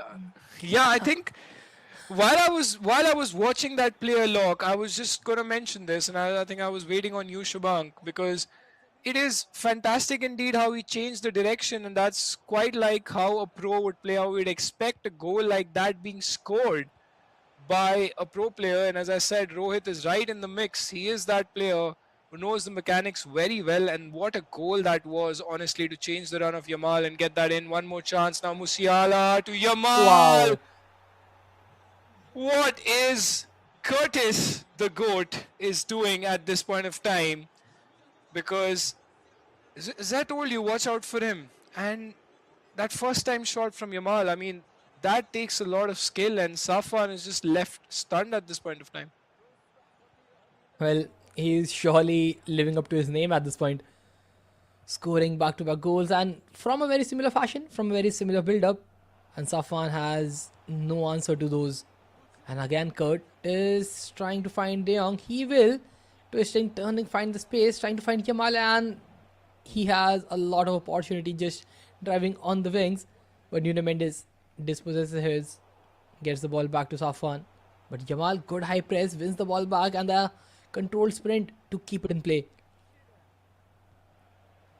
Yeah, I think the way that he's attacking just goes to show how aggressive his approach is when he's going forward. And Safwan has to deal with it every single time. Look at that left stick dribbling as well in close quarters. He's done a very good job until now, Rohit, to be able to stop Safwan, even though Safwan has had one good chance. But he's always been on top of stopping those through balls and constantly sending players forward. Look at the way that Rohit is attacking, is what I like to see at this point of time in the game, where he's able to intercept those passes and then suddenly he breaks through the center by triggering all those players forward. And you have to be at the top of your game to be able to switch and stop those runs at the same time as well. That is indeed very true because the right stick switching is very, very crucial and at the right time as well. A second delay in switching the player can cause you a goal. But now, with the high press, Safwan is keeping the ball in a dangerous spot. Pina driving inside the box, low driven near post, and finally Safwan. He will get on the score sheet with Claudio Pina. Curtis is the goat on the back foot for this one, but straight from the kickoff finds Carreras. A kickoff, I would say set play. Coming to the mix, finds Musiala, takes a low driven, but Manuel Neuer, easy save for him. Yeah, great response from Rohit to like come out over there and try and get a goal to extend his lead. But Safwan with a great goal, great dribbling there from Claudio Pina. One mistake from Rohit over there was to commit a centre back. If you saw, yeah, I think just tackled way too soon, and that is why Safwan was able to create that chance. And whenever Pina is in that position, you expect her to score for sure. Yet another chance, and that could have also been an interesting penalty situation as well. Had Pina, fell down after that tackle, but got away with it over there. Once again, Musiala is that player. I think a player like Musiala plays a lot better than a player like Bobby Charlton, I think, if I'm not wrong. And as you said, Safwan looks like Yes. it. He hasn't grinded that game. a lot lately, or maybe he has, but still goes with a player like Bobby Charlton to sort of try those power shots, at least use the player's play style, because it's all about playing according to the play styles and playing the meta, which is indeed the incisive pass and the finesse shot and the long ball also in some occasions. But power shot for Bobby Charlton. I mean, I'm still thinking as to why Safwan is doing. Probably we'll get to see something, but it's just been the Musiala show right now from Rohit, where he's the one who's creating quite a lot of chances. Oh yes, but now again inside the box had the opportunity for Safwan, could not convert it. But just look at that perfect turn from Musiala in such a small space. He still keeps the ball with him, being the main man in the attacking pivot, trying to find Lamine Yamal in the mix, and he will. But Frankie De Jong disposes him, wins the ball back for Shellin, and now Safwan back to Nuno Mendes. Now Charlton, player lock, trying to find the space, and he will find Smith, attempt for a finesse, and Safwan with just like that will find the equalizer, and the score lines have been tied up. Yeah, what a goal that was from Safwan. Honestly, that through ball, Bobby Charlton coming into the mix, and Smith was never going to miss that. Rohit straight on the attack once again. But this game, now it has become very interesting, because the way Rohit started, it seems like it's going to get further away from Safwan. But what a fantastic way to come back into this and make it level pegging. Almost in the stroke of 60 minutes in the first leg of this semi-final number 1. Rohit plays a pass from Pina to Musiala. Great defending there by Pacho. And I have to say though, Gol Llorente, Pacho, I don't think so he's the 87 Pacho as well. He has some players which are quite questionable in my opinion at this stage of the game. But he's still putting up a fight against the all updated and meta team of Rohit. I mean, just goes to show that if you have a decent team, I think you can still pull it off if you are playing well in that particular game. That is actually true. Like the cards definitely help you a lot, but it is more about how the player is using those cards. And now, in the meanwhile, we talk about it. Safwan will take the lead with the third goal.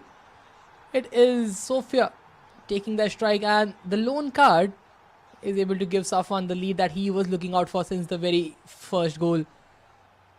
Rohit was in the lead for quite some time with 2-0. But just like that, Safwan has taken the advantage, and now the fourth one is incoming as well. Another good finesse.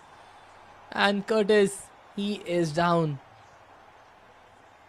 Yeah, quite the turnaround from Safwan. Absolutely incredible indeed. Like, kudos to Safwan for having those attacks in front of him and converting those chances to come back into this game. Rohit at this point of time, aka Curtis the GOAT, just seems to not have any answer to how to stop Safwan's attack. He's constantly triggering players, trying to make those patterns as well. But mind you, Rohit can come back into this game any moment. But the way Safwan is pulling back his CMs as well, if you notice that, Shubhanka, it's fantastic. He wasn't doing that earlier. I think he's finally figured out that he has to bring back his players constantly. Otherwise, he is in for trouble, because Rohit is very good with dribbling in and around the box. And that being said, on the 70th minute mark, we can expect some changes tactically, some substitutions as well.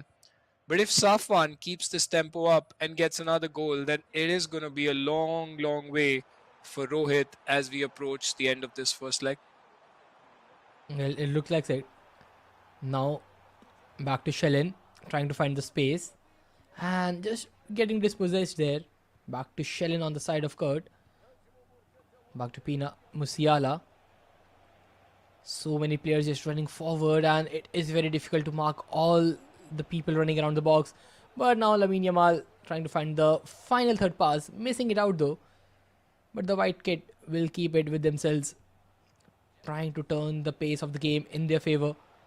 Taking it slow, trying to find the passes. Claudio Pina double tap triangle inside the box, but Pacho just too strong. Yeah, I mean, great defending there by Safwan. It's been an entire spell of good defending from him, actually. It's not that Rohit hasn't had concrete chances. I mean, he's trying to get past the defense. And probably what he's not doing is not attacking from the wings. I think he's just been very central with his approach, and Safan's been able to read that. And now he has to like push forward on the wings as well to be able to create a chance. As you can see, the centre backs are always stepping up and intercepting that through ball. I think that approach is not working for Rohit anymore, and Safan has done a very good job to adapt to this particular style of play from Rohit in the second half. Well, actually, but now in the meanwhile, Musiala finds the third one and now slowly closing down the gap. And Curtis, he needed this one. Slowly and steadily narrowing down the margins. 4-3. Safan still in the advantage, but with just one goal. And now, Carreras have the ball. Back for Rohit. De Jong, Yamal, back to Musiala. Ball roll, back to Reinders. Good passing, but Pacho finally able to win it back. Yeah, it's so good to see Rohit putting on that pressure. Now has a chance to equalize. 87th minute, 88th rather. Reinders, he's being patient. Claudio Pina, great pass in there to Yamal. Why did he have to turn back? Oh my goodness! Whoa! What am I seeing on my screen right now? Safan manages to somehow escape that. Oh my god. That would have been quite the equalizer and quite the ending that we were hoping for to be that exciting game that it is already. And that goal would have hurt Rohit quite a lot, at least his confidence going into the second leg. The Safan rather would have made it very difficult for him to be able to process as to how. I mean, incredible first leg there. I think the ending of it, Shubhank, is what got us all hooked. Because you see that happening from time to time where the goalkeeper takes almost like 1.5 seconds extra to clear out that ball. And if you're not prompt with having that ball cleared immediately, I think you are bound to get stuck in such situations where Safan could have actually regretted this really bad. Well, it was really margins there, and the ball bouncing off the woodwork for the equalizer to not go in. That's a very fortunate attempt there. But in the last, it is still 4-3. The aggregate score line is still pretty much under control, and even if that was equalizer or not, we have seen both the players creating some good amount of chances on the both ends. So the second leg in the semi-final two is completely wide open, and it is very difficult to say who's gonna take it on home. Yeah, it is very difficult indeed. I think it's going to be a little bit tough for both the players to, you know, just be that confident anymore. Like when you have a two-goal lead, like Safan could have been that person that, okay, I have two goals, I have some cushion, and maybe I can play a certain different way with a little bit more confidence. But right now, it's just a one-goal difference, and the way the momentum has shifted towards Curtis the Goat, his name is Rohit, that he's done a very good job to come back into this game and almost equalized, even though. I mean, Safan got away with it. It just goes to show that Rohit is not gonna sit back and probably take his time to attack. I think that the kind of player that he is, who likes to a lot of player locks, is definitely going to go for the equalizer immediately in terms of the aggregate score and take the lead in the second leg. Well, that is something that we have to look out for on how this match will be played between both the players since it has been very, very close. Although Rohit started the game pretty strong with 2-0 advantage in his favor, but then Safwan making a crazy comeback and not just equalizing it very quickly, but also leading the scoreline 4-2. But and the very and it was Kurt who tried to get back into the game, and slowly and steadily, the game is completely on level terms. Safan still just one goal separating both the teams, but I think the second leg will be very crucial, especially the first half on who will take the opening goal in the second match. Yeah, I think it's all about the first goal that you score, right? And as I said, like if Rohit gets the first goal, he gets that confidence back, puts a lot of pressure on Safwan. However, if he gets that one, then that cushion is definitely going to help him to sort of slow down the game and create chances with a bit more efficiency rather than rushing it out. I mean, it's beautifully poised for the second leg. I genuinely cannot wait because I've played against both the players. Safwan I've played a lot more compared to Rohit, but Rohit is an upcoming player as well. So I think it's just going to be quite quite a case. It's a high possibility of him being the dark horse of this tournament, and if he manages to beat Safwan, then he can probably go all the way. And whoever it is from the other side, Saranch or Afnan, he could actually give them a tough time because he's got a lot of potential going forward. I think the way that he attacks is quite difficult to defend. Well, that is something that we still have to look out for. I'm just waiting for the game to begin on how the match will be played out and who will be the one who just get at least 2 to 3 goals back to back in his favor. Since even the play style is very much different since the wing play is not being implemented as much. Both the players trying to play the game more centrally and that has not worked out as well as we have seen in the past for other players.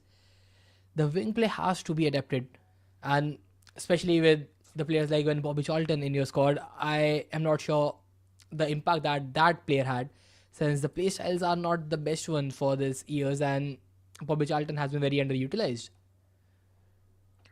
Yeah, I think Bobby Charlton just looks like one of those players who can create magic for you at any point of time. I think, of course, a fantastic icon in the game, great stats. That left foot is just beautiful. And of course, a legend of football.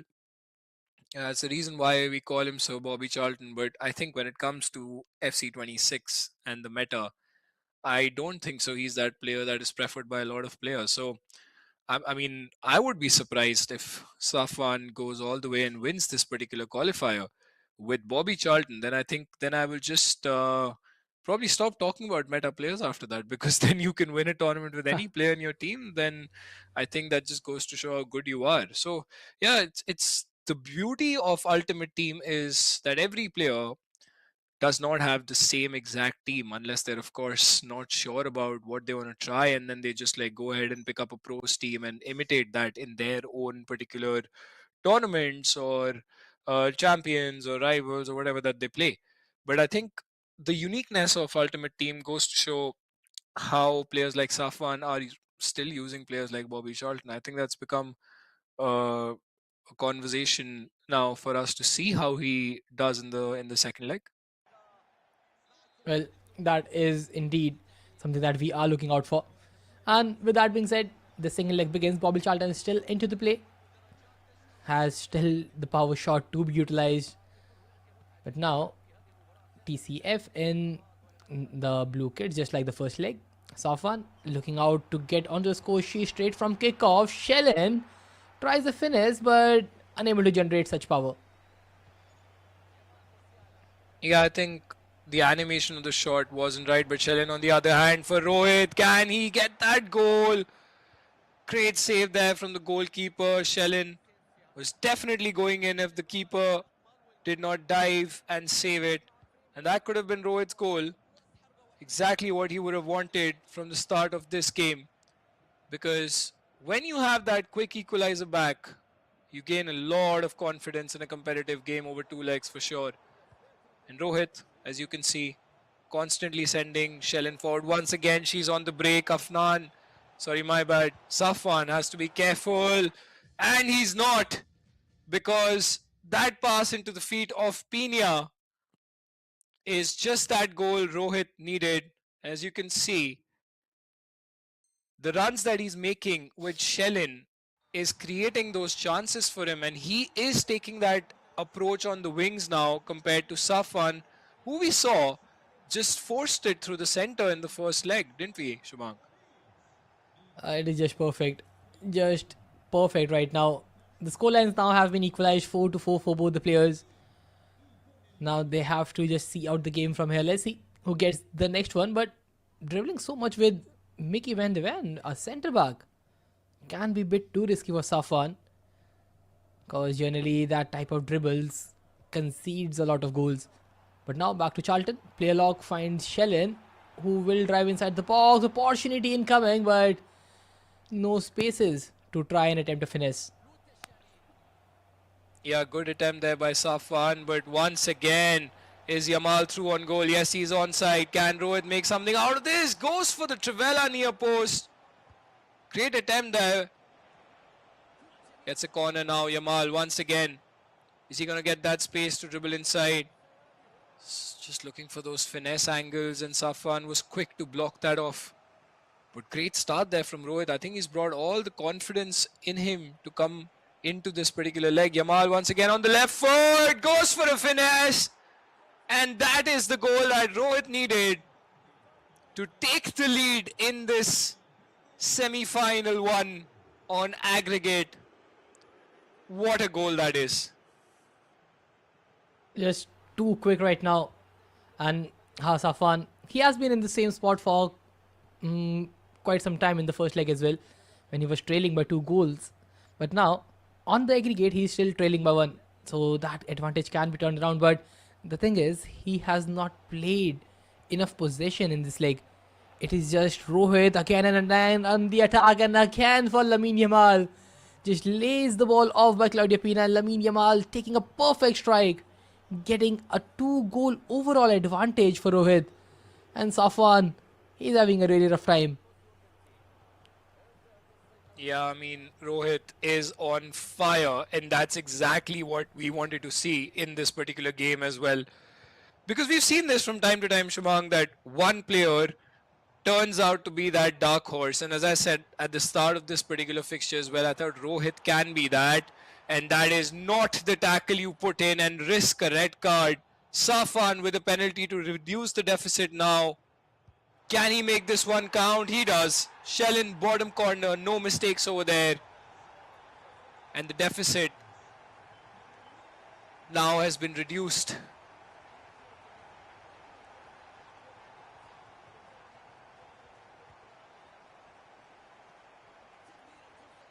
Through on goal once again with Diani. Can Safwan get another one and equalize this particular fixture on aggregate? He's trailing by 1 goal. Rohit has a chance to send players forward. Almost a great pass there from Yamal. What an end-to-end game this is going on. Through ball, Safwan, he's onside. Can Pina convert this? She does. And that is the equalizer that he was looking for. What a goal that is. Through on goal, Pina finding that space through the center. Now where the centre backs were, I'll have to look at during the replay. But Rohit will be upset with himself. Yes. A slight mistake at the back, just dragging out the centre back and giving no opportunity for recovery. 2-3 in this leg, and aggregate has been equalized yet again. 5 overall. Now again back to Rohit. Getting the ball back to Yamal. He has good space to drive by. Fair nutmeg pass. A good interception. But now back to Bobby Charlton. And Safwan trying to find some spaces. Finds Pina. Charlton making a run. Completely blocked, but Oliver Khan just to collect it. Yeah, I mean, Oliver Kahn as well, a very interesting choice, isn't it, to have in the goal as well. Goalkeepers, of course, a lot of variety this year. Musiala now has a chance to play it into Shellin, and that is yet another finesse shot from Shellin, curling it in the top corner. Rohit has now scored his 4th goal of this leg and could be the 5th with Reinders. What a save that is from Manuel Neuer. Rohit is not stopping. The way that he's attacking just goes to show that he's trying to get yet another goal as soon as he can to take that lead on aggregate.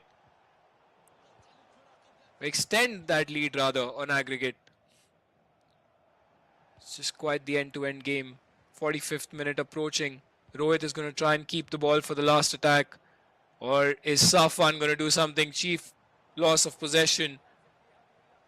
Bit of a back and forth. Rohit wins the ball again. This could be the final attack of this game where he's able to do something from it. But the referee blows the whistle. And it's been quite a game, Shubhank. Back and forth continuously. Yes. Safwan, the way that he came back after conceding those 2 goals, fantastic. But to recap it and all in a nutshell, Rohit has been the better player and he's been scoring goals, scored the first 2 goals back to back, and then the two followed after. Beautifully poised this for the second half of the second leg. Well, that is true because now with just one goal separating both the players, it is still on level terms. I would say completely wide open. Rohit has advantage, but with just one goal and one goal advantage in FC 26 does not even matter until the game is over. And now Rohit just trying to find the space finds Yamal that he's in a good position. Back to Shellen, has the opportunity to find Musiala, and Musiala just turns on his back.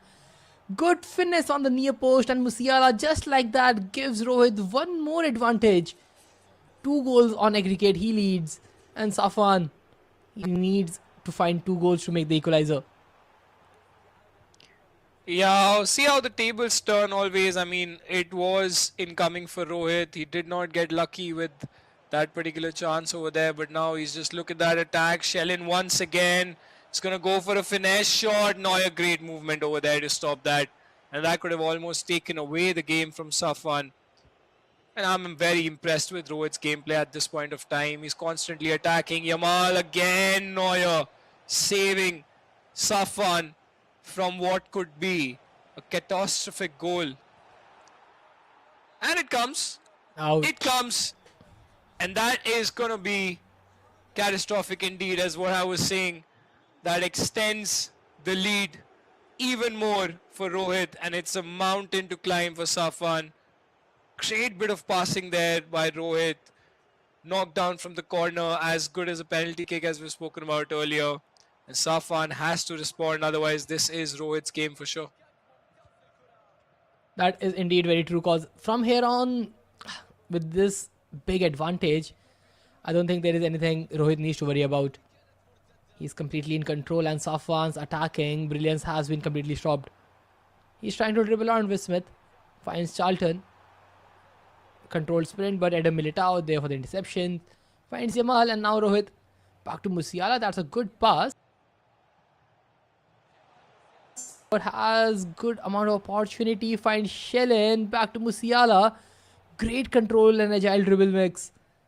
Just could not find the pass in the final third.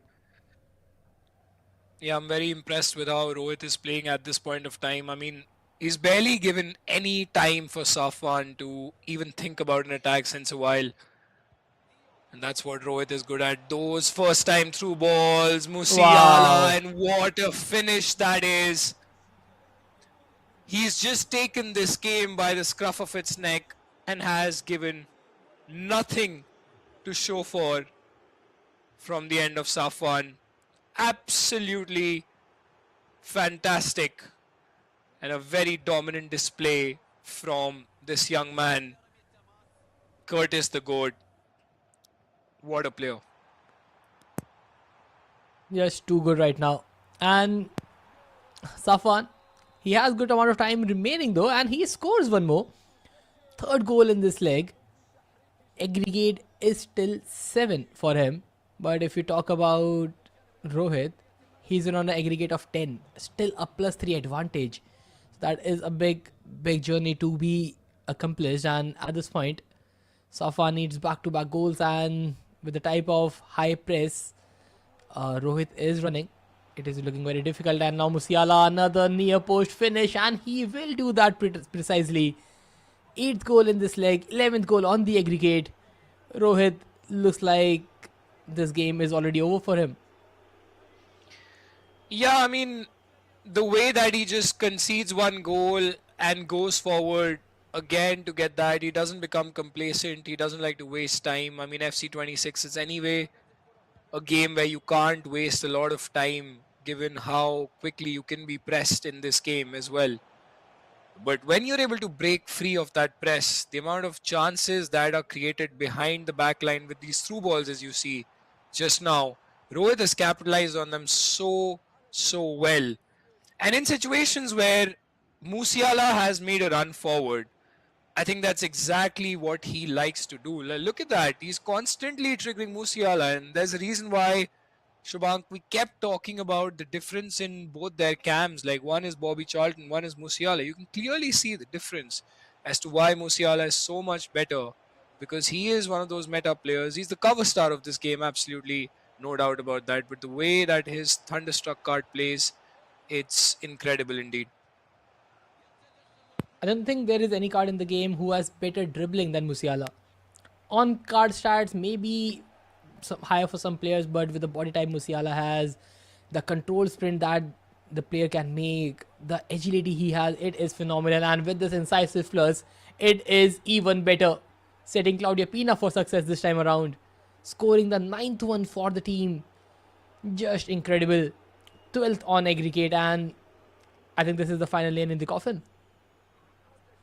Yeah, I think there's no coming back from now from this particular position. Safwan put up a great fight, started off the first leg so very well. And look at the timing of Rohit when he understands that particular player is going to be offside or that particular player is going to be onside to receive that first time through ball. Great bit of dribbling there from Charlton. Just when I say that, he does get one back, but it's not going to be enough, unfortunately, because the difference is still 3 goals and it's just 5 in-game minutes left.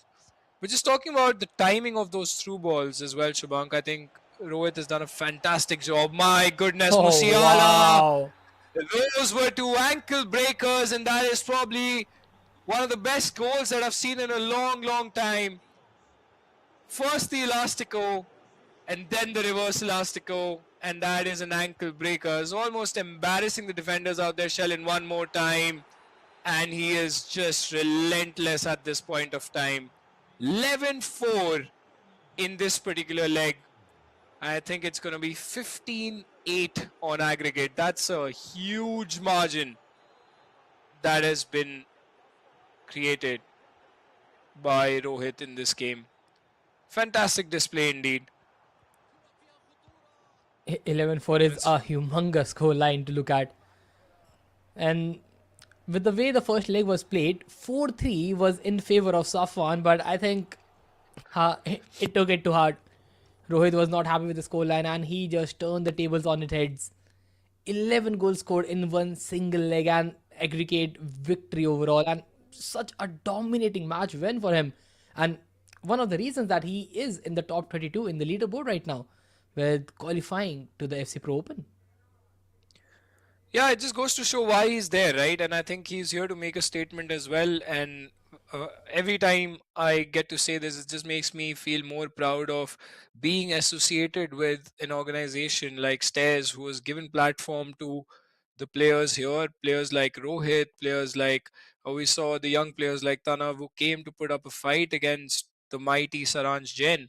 And when we have players like Safwan and Afnan and a good mix of young players and the old pros, it's the perfect mix for tournaments like this where they get a platform to play at, and I think it's nothing better than that.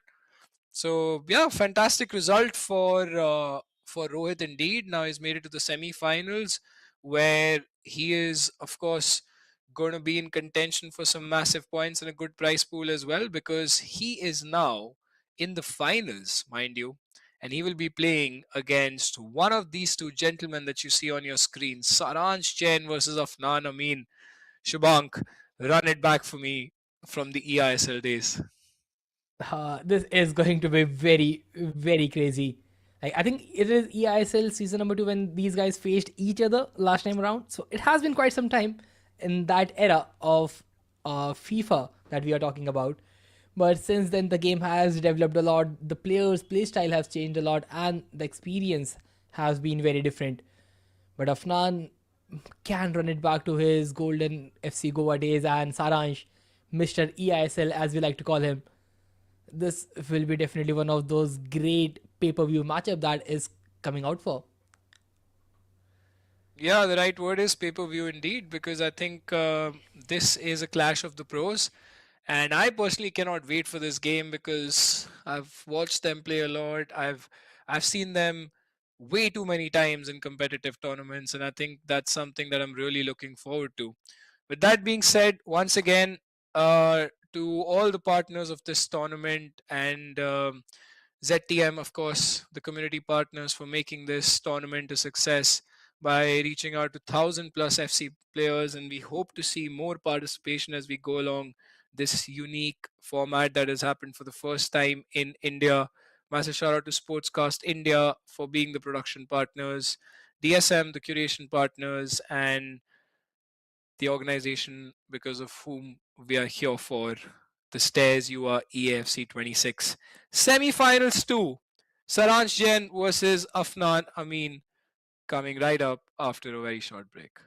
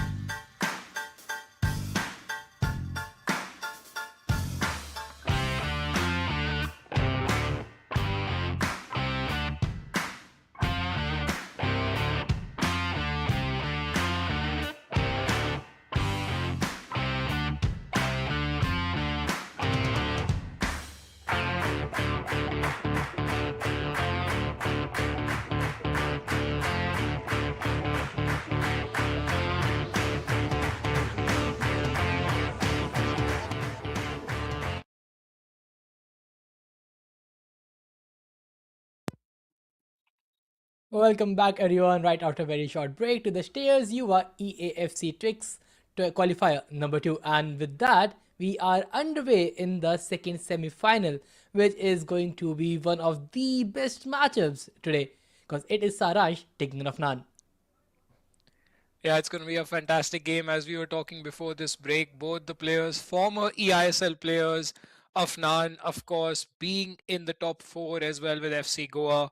And that was quite a run that he had alongside his teammate Vanshaj in season one, where we have seen Vanshaj being the runner up of the Stairs UAE AFC 26 season one qualifier 1. He's not playing today, but Afnan is here and facing the mighty Saransh Jain, the former two-time EISL champion out of the three editions that has happened, a two-time FGS champion, which is the FIFA Global Series I used to run back in the day, and he was the winner of South Asia. He's represented India, part of the squad that led India to be sixth in the world in 2023. So he's been a crucial part of the Indian E-national team as well. One of the best players in India for sure, and he's shown us a reason why today. Scored 23 goals over two legs against Tanavraj. That being said, here we go with the second semi-final between Afnan Amin and Saransh Jain. Afnan playing from left to right in the white kit. Saransh playing from right to left, in the blue kit. It's Zenitsu versus Curry Munchers are back. Well, let's see who breaks the deadlock and gets first on the score sheet. As it stands, it is Saransh in his classic blue kits. Inside the box, twisting, turning, finds some space, and with just like that, Claudio Pina, within the first 4 minutes of the game, gets onto the score sheet. Nothing to worry about for him. Good attack, and then the dribbling inside the box was even better, taking the goal all by himself. Not crazy bit of passing, just twisting and turning inside the box, leading to that goal. And now he is onto another attack. Finds Usman Dembele back to Reinders, getting blocked by his own players, just getting dispossessed. Yeah, what a start that has been for Saransh indeed. I think he's just been on fire. Great pass over there. Can Afnan do something? Oh, what a save that is! I genuinely thought that was going to be the goal after he ran straight through. Great pass over the top. And that was a solid chance there for Afnan to convert. A solid save from the goalkeeper keeps Saransh in the mix and keeps his lead intact. Afnan though, attacking with a lot of patience, trying to find space. Great bit of passing there, but that is just going to be offside. But that's a positive sign for Afnan indeed, the way that he has attacked in this particular situation. Well, that is true, because again, you need to keep those chances coming in. But again, Zenitsu, Afnan finds Pina, trying to set the player, losing it back. Back to Saransh, finds Shelin. Paqueta trying to drive inside the box. Good tiki-taka passing, but good interception. And now back to Scott. And Afnan just not quick on the attacks. Shelin is still yet to make a proper run for him. And now trying to find the midfielder, back to Reinders. An overlapping run from Carreras, trying to just be an extra man in the attack, but now and counter attack could be possible. But Scott back to Shelin, trying to find some space, but Pedro Neto putting in some defending duties. Yeah, I mean, that was solid defending there. I think Saransh likes to sit back and defend, brings his players narrower too, to be able to do that. But as we can see, Afnan has been very composed, trying to find spaces. Saransh with those offside traps, putting in all the pressure. Afnan has been forced to use the wings every time he goes forward. Great bit of passing there. Can Scott make something out of this? What a save once again by the goalkeeper. And Afnan is not sitting on his laurels. He is just constantly attacking. Saransh, on the other hand, is a very good counter-attacking player. Shubhank, we've seen that in the past, and he's just very good at going forward in such situations. Yamal now tries to make a chance inside. Great bit of passing there. But Afnan, I think, has picked up the tempo and has finally found his rhythm in this game. I can say that for sure. He's being more confident with his possession. Just when I say that, makes a mistake. That's a chance, but Carreras was spot on to stop that. Good passing, and again, Afnan just trying to hold the ball back, but finally finds Shellin on the flanks. An opportunity for a flare nutmeg pass. He goes indirect though, and Saransh having no trouble in intercepting that. But now back to Usman Dembele, straight away to Claudio Pina. Finds space, back to Lamine Yamal, has opportunity. The final third passing is not coming out easily for both the players. Yeah, it's not really, but I think Afnan has looked more in control in this game. And I think the way Saran started was where I think Afnan panicked a little bit as well. Right now, evenly poised. Saranj, of course, creating those attacks, but Afnan seems to be a bit more control. Going forward as well, you can see he's not making a lot of missed passes. Saranj, of course, ever so good with his pressing. Does not give you a lot of space, likes to cut off those passing lanes immediately. Yet another player lock. Can Afnan make the most of it? Shellin on the wings. Great bit of defending. And once again, Saranj is trying to break through. It's just been an end-to-end battle over here. Well, I think this is the type of match that we expected, and it is surely being played like that. But now Afnan in a good spot, but even good collection by the goalkeeper. Just wins it back for Saranj, who's trying to build up on a counter. Usman Dembele has good control of the ball. Finds Shellin, trying to find some space. Goes back, Pina, twisting and turning just like the first attempt, but this time Murillo will be able to dispossess her. Wins the ball back for the team, and in the first half, it is still just one goal scored from Saranj. Other than that, this has been just a very close affair. It really has been, yeah. I think Saranj, if he gets one more goal, I think he'll probably feel a bit more confident. I think he's on the verge of getting that. Great bit of turn there. Straight at the goalkeeper though. Not a lot of space to work, but to get that finesse shot out quickly. But Saranj, for the last attack of this half, can he do something? Manages to have the ball with Paqueta. Forces the pass inside. But will the referee blow the whistle, or is he going to get another chance? And honestly, I think the way Saranj attacks Shubhank is very dangerous. But every time Afnan has gotten the ball, I think he's been very careful with his passes. As you can see, I think the 4-4-2, even though attacking wise it's really good, which is why we can see Saranj being ever so dangerous on those attacks. But Afnan has been mindful of the 4-4-2. He's still been able to find gaps with the pressing that Saranj does. I think that is not something that Saranj can ignore. He has to understand that Afnan has had a lot of chances. It's only a matter of time before he gets that equalizer. Well, let's see if that will be the case, because that equalizer is still, I would say, pretty far off, since there is not one concrete chance that you can say that Afnan is able to just cut through the defenses. Has been 50-50 although.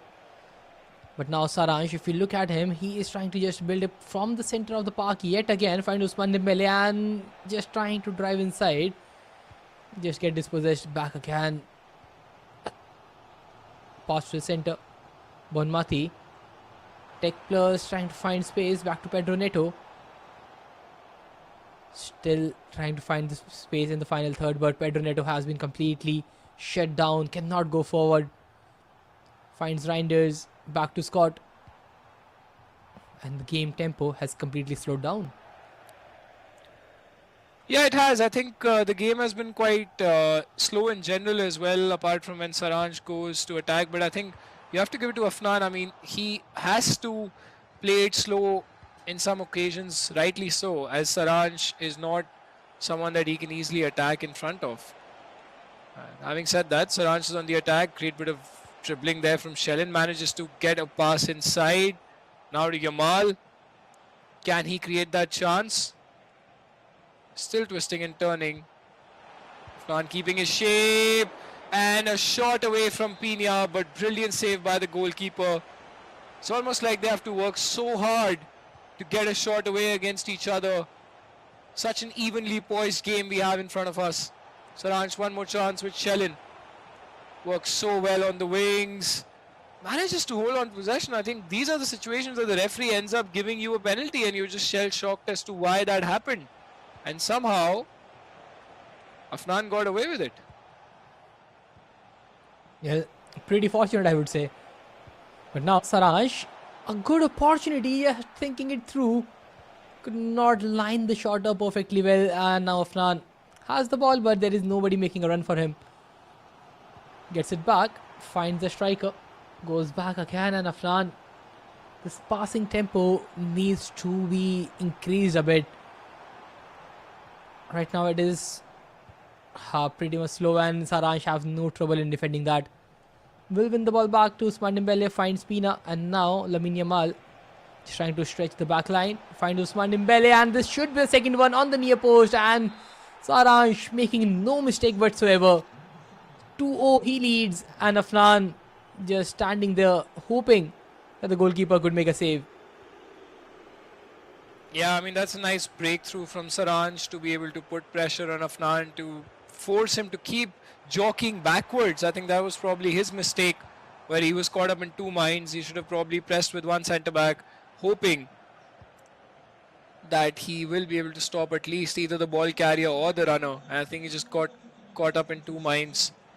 And Saransh capitalizing on that ever so well that he does. One more chance now for Saransh. Tries to find the right winger, no space over there. Great bit of dribbling from Dembele. Hits the bottle. And yeah, I think it's a situation where Afnan now has to think about the changes that he's going to make to the team. Maybe some tactical changes, maybe some substitutes. Unless he gets a goal from this attack, which is looking very difficult right now. Saransh on top of his defense. Oh yes. But again, I think this is a very rare side that a player of Afnan's caliber has not found the back of the net till now. Missing out there from Saransh. Good block there, but again, coming back to Afnan, not able to score a single goal. That is something that you don't see often, especially when Saransh is playing such a attacking formation in 4-4-2. With so many papers just flying forward, but Afnan still unable to break the deadlock. And if you look at Saransh, keeping the ball really well in the midfield, not rushing his passes, driving ahead, finds Pina, another finesse coming, and I'll pair that with the low driven. Third one for Saransh, and this leg is pretty much over. Yeah, fantastic stuff indeed from Saransh to be able to be that composed in front of the goal and play it into the feet of the striker, to leave no room whatsoever for Afnan to block that, because every time he's turned inside and looked for Pina, it's either foot, and that is going to guarantee you a goal if you've been able to successfully manage to beat that backline. What a pass that is. Dembele is going to try and look for that extra pass. Afnan wasn't right on top of it. But that first time through ball says it all, right? That just goes to show your awareness and your vision. And that being said, the professional foul. So frustrating to be in front of it. I'm sure Shubhangi must have faced that a lot in champs and rivals, and you must be just wondering as to why did that happen. I think that's a really annoying addition to the game. You're through one goal and then just an R1X. And the maximum you concede is a yellow card. Does not matter what the condition is. It's never a red. So the players can get through with it, doing some reckless tackles as well. But in this case, I still believe there is nothing for Saransh to worry about. Even that professional foul, even that goes through, he had plenty much of player defending it. But this time, this can be a good one. But Lacroix, good physicality, and the pace is humongous on that player. Wins it back, and I think this is one of those games where we will finally see a clean sheet. Yeah, I think that is a rare case in FC 26 in the first place. Even though Afnan has had good chances in this game, Saransh has been able to sort of match his tempo, where Afnan was trying to slow the game down, and Saransh has now done the same. As he said, like business as usual for a player of his caliber. He knows exactly what to do in situations when he's at the top of his game. Yet another chance. Dembele is going to go for that. What a goal that is. Bottom corner. Places it so well. The low driven, either feet. And that is a statement win in the first leg from Saransh Jain with the team name of Curry Munchers back. And 4-0. Very good position for Saransh to be in against Afnan. It's going to be a mountain to climb for Afnan going forward, because Saransh, with his pressing and the way he was pushing back Afnan to slow the game down, I think it's at this point it's almost impossible for Afnan to come back into this game unless he has a trick up his sleeve where he's able to find gaps in Saransh's defense, which at this point of time looks very difficult. Well, indeed it is. And the way Afnan is playing this game, it is looking like he's unable to attack. He's not able to utilize the wings more. He is just trying to play it centrally. And those central plays will never work out when you're facing someone like Saransh. There is very less space in the middle of the box, and you have to use your wingers to the maximum. And that has not been the case with Afnan. Shellen is not making enough runs. There is not enough player logs to beat out the defense. The positioning of the striker is very lone soul wolf right on top, and you cannot do much from her. So Afnan maybe needs to figure out a different formation, maybe go back to a 4-5-1 if that's the case, because he needs to trigger those left mids and right mids to find the spaces, and he is unable to do so till now. Yeah, he is, and I think given the fact that there's a 4-goal cushion that Saransh has, I think he's really going to build on it unless and until Afnan can get the first goal and change the tempo of this game, because he really needs that first goal. I think I can't emphasize this more, and how important it is for Afnan to get the first goal of this game. And here we go with the second leg. Not waste any time to start off the second leg,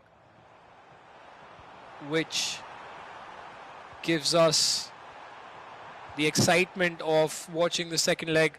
I think it's just great how, Saransh starts off the game. He's very aggressive, as you can see every single time, right? He does not waste time at the start of this game. He wants the first goal quickly, and it's not good for Afnan to be in this position every time Saransh goes forward. Yet another chance here. Nice ball, roll and finesse. What a goal that is from Saransh. And the first goal that we were talking about, Shubhank, and that has gone Saransh's way and not Afnan's. Beautiful low-driven finesse over there. Look at that.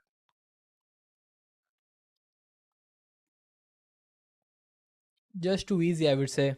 And the fact that it is within the first 5 minutes of the game, 6 minutes at maximum, but at this point it is just looking like one-way traffic overall.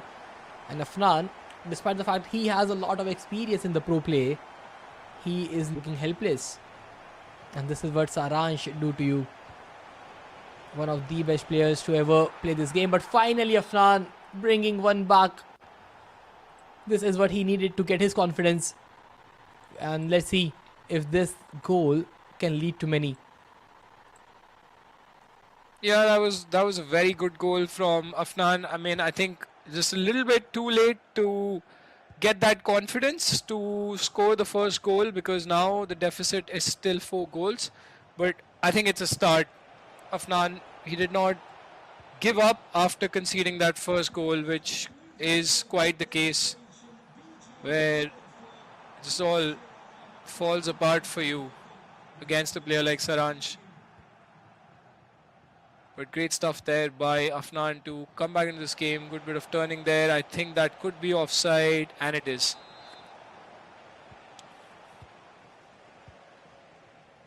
Back to Saransh. Good tiki-taka passing and still keeping up the ball. Reinders double tap triangle and Claudia Pina. Crazy first touch and even better finishing.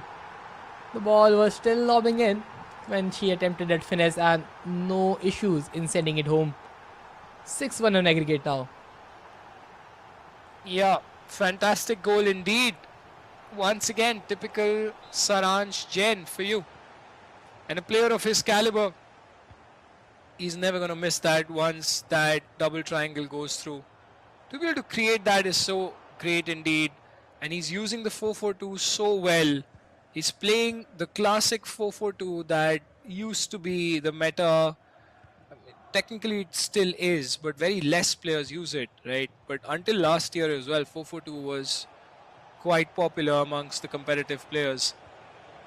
This could be Afnan's chance to make something out of it. Try to do a pullback inside, but just not enough to beat Saransh's defense. Now he's on the wings, trying to make yet another attack. Shellin looks for a cut back inside. Reinders. And for a second I thought he could have gotten a penalty over there. Well, it was pretty close. But now again, as things stand, it is again Afnan looking out to get some more chances, but still playing a lot more centrally than usual. And just like that, we'll give away the position back to Saransh. Finds the ball, but good interception by Marilio. Carreras trying to intercept it. Afnan will keep the ball, but Claudio Pina is caught offside. Yeah, I think honestly the way Afnan has tried to attack, I think he's just gone from wings to attacking way too central again. And I think he's not been able to find that right balance. He's just either attacking from the front, like from the center, or he's attacking through the wings. And if you see Saransh's playstyle, he's mixing it up, right? You can see the contrast in both the players. Right now, Afnan is trying to use the wings and is in a good position to actually get a goal back. Neto has to score that. He should have just gone with the left foot finesse. I think I've seen this a lot, Shubhank, in this tournament today itself, that a lot of players are going with their right foot, where they can easily cut back inside on their stronger left foot and just finesse it and guarantee that goal. Yes, and like if you talk about Saransh, we have seen him finish that near post quite some time, but he didn't attempt that, and which is a big surprise because I think Saransh is the one who loves near post shots a lot, especially with those Trivelas coming in. Was not the case this time around for some reason, but maybe he's trying something different since 5 goal cushion he has, and it is pretty much perfect from here on. And Afnan, he is not in a spot to make a comeback until he scores this one, but again missing it out. So close yet so far. Yeah, great attempt there. Kudos to him for creating that chance. I mean, in this leg, he's been such like a good player going forward, right? And he's given a fight to Saransh compared to the last one. He's improved so much from the previous leg that he is giving troubles to Saransh. I mean, he's forcing him to make mistakes like these as well at times. So you have to give it to Afnan for actually trying to come into this game with a lot of confidence, a lot of aggression, and not sitting back and playing the same way, which is why there are 2 legs, right? You reset, you refocus, and you try to understand what better that can be done against a player like Saransh. Let's see if he is able to break the code, at least in this half. The scoreline is not that big of a deficit if you talk about this particular leg. So Afnan has surely improved in this one, but again, that final third is not clinical enough. Trying a foot race with Lacroix is never a good idea, and Claudio Pina is just neither fast, neither strong to do that. Saransh with an aggregate lead of 6-1 at this point. He is in complete control of the game. He is indeed, and I don't understand as to why where Afnan just now with his Bonmati tried to shoulder push a player like Lacroix, because I mean, look at the physicality difference. Even if you hold down that L2 button to shield, I don't think so you're still going to be able to do that in a 50-50. It would have been rather a better idea if Aitana Bonmati had the ball at her feet. So then that could have been a chance that could have probably turned back inside and looked for an extra pass. But I think that pressure does get to you when you start thinking you're down on aggregate by 5 goals. You're just trying to figure out whatever works best for you. And at this point of time, that's a good chance now for Afnan to make something out of this. Shellin. He's going to try and go for a finesse himself. Exactly what Saranj did, but great block. And he's on the counter again. Unable to find that pass. Good interception there by Lacroix. Afnan has just one half to play and 5 goals to be turned. Marcus Llorente has the ball. Not the best of the right backs in this game, but still a lot of people still love him. But now back to Claudio Pina. Find Usman Dembele. Good ball roll scoops, trying to keep the play. But back to Marcos Llorente, and now Afnan, he needs to make sure that whatever passes he gets, he does not lose it out just like that. But before I could mention it, the possession swaps hand. Yeah. And I think from what I've seen in this game as well, the left stick dribbling, if you notice, both the players have been extremely careful with their left stick dribbling. But hang on a second, that's a chance for Afnan. He has to convert this. And he does. If there was any chance of him coming back into this game, it had to be now. Because now it's 4 goals still. But if Afnan can get one more back, then we have a game back on our hands. And he has shown promises of going forward. And just when I said that, the left stick, that turn, even to capitalize on the mistake of the offside trap that Saranj did, you have to turn in the right direction to be able to sprint into that open space and run away with the ball, especially with a player like Gold Aitana Bonmati, who's not even that fast in the game, squaring up against someone like a Lacroix. So kudos to Afnan for finding that. Here's another chance, goes inside. And I don't think so that Reinders has it in him to go across the goal with his left foot to try and beat the goalkeeper over there. It's just too difficult. I think he probably should have tried doing something else, because that rarely goes in. Well, that is indeed very true. Because again, the starts and the finishing play style that the player has matters a lot this year. And I don't think Reinders can finish it just like that. But again, those chances are something that you have to constantly build up. Because with the 4-goal deficit, you need just more than chances. And now, Afnan inside the box, possibility. Could not find the space that he needed. Good block there. Now still has the ball, but not too long. Paqueta wins it back. Yeah, well played there by Saranj to defend that. I think Afnan tried his level best to break down that resilient defense of Saranj. And I think he did a very good job in order to create those spaces as well. I mean, you can't take anything away from him. But that's a through ball. Is he going to be onside? That's the biggest thing when you're facing an offside trap. It's sometimes almost 50-50 and very risky of it as well. And I think that's something that we discussed about as well, Shubhang, that if you're facing your opponent, you should never be doing an offside trap, because that just makes it easier. Probably in a place like this, you can do an offside trap when the player is turned backwards. But Afnan now has a chance. Reinders tries to go for a shot. Great block once again. It's almost like Saranj is playing a low block at this point of time. Well, he's just keeping the score line in his favor. Not taking much risk, does not want to just push all out, just press some high lines. All in all, he does not want to commit mistakes at the back. And that is just perfect. He knows that he has played some good football already, and now it is time to just see out the game, and he is doing it pretty well. Still 4 goals in his name. Lamine Yamal trying to just get ahead. Will have the ball back. 75 minutes played, 15 minutes plus stoppage time is what remains, and with a 4 goals separating both the players, Saranj, he is in perfect spot. Yeah, he is, and I think it's just all about being professional and seeing this game out. You're right. I mean, he's just focusing on the finals already. He's up by a comfortable margin, and I think it's just going to go down to how Afnan sees this as a progress, because he was there in the last tournament as well, and at the end of the day it's about gaining important points as well. So I think from the semi-finals he is gaining some points at least, and he's not down and out yet. I mean, mind you, there is going to be the third place game that will take place off stream, and that is going to be, now I think I can say, between Afnan and Safwan. So those are going to be valuable points as well. That 10-point difference matter a lot at the end of the calculations of the season. With that being said, Saransh looking comfortable with a 4-goal lead, wishes to add more to his tally, and already looking forward to the finals.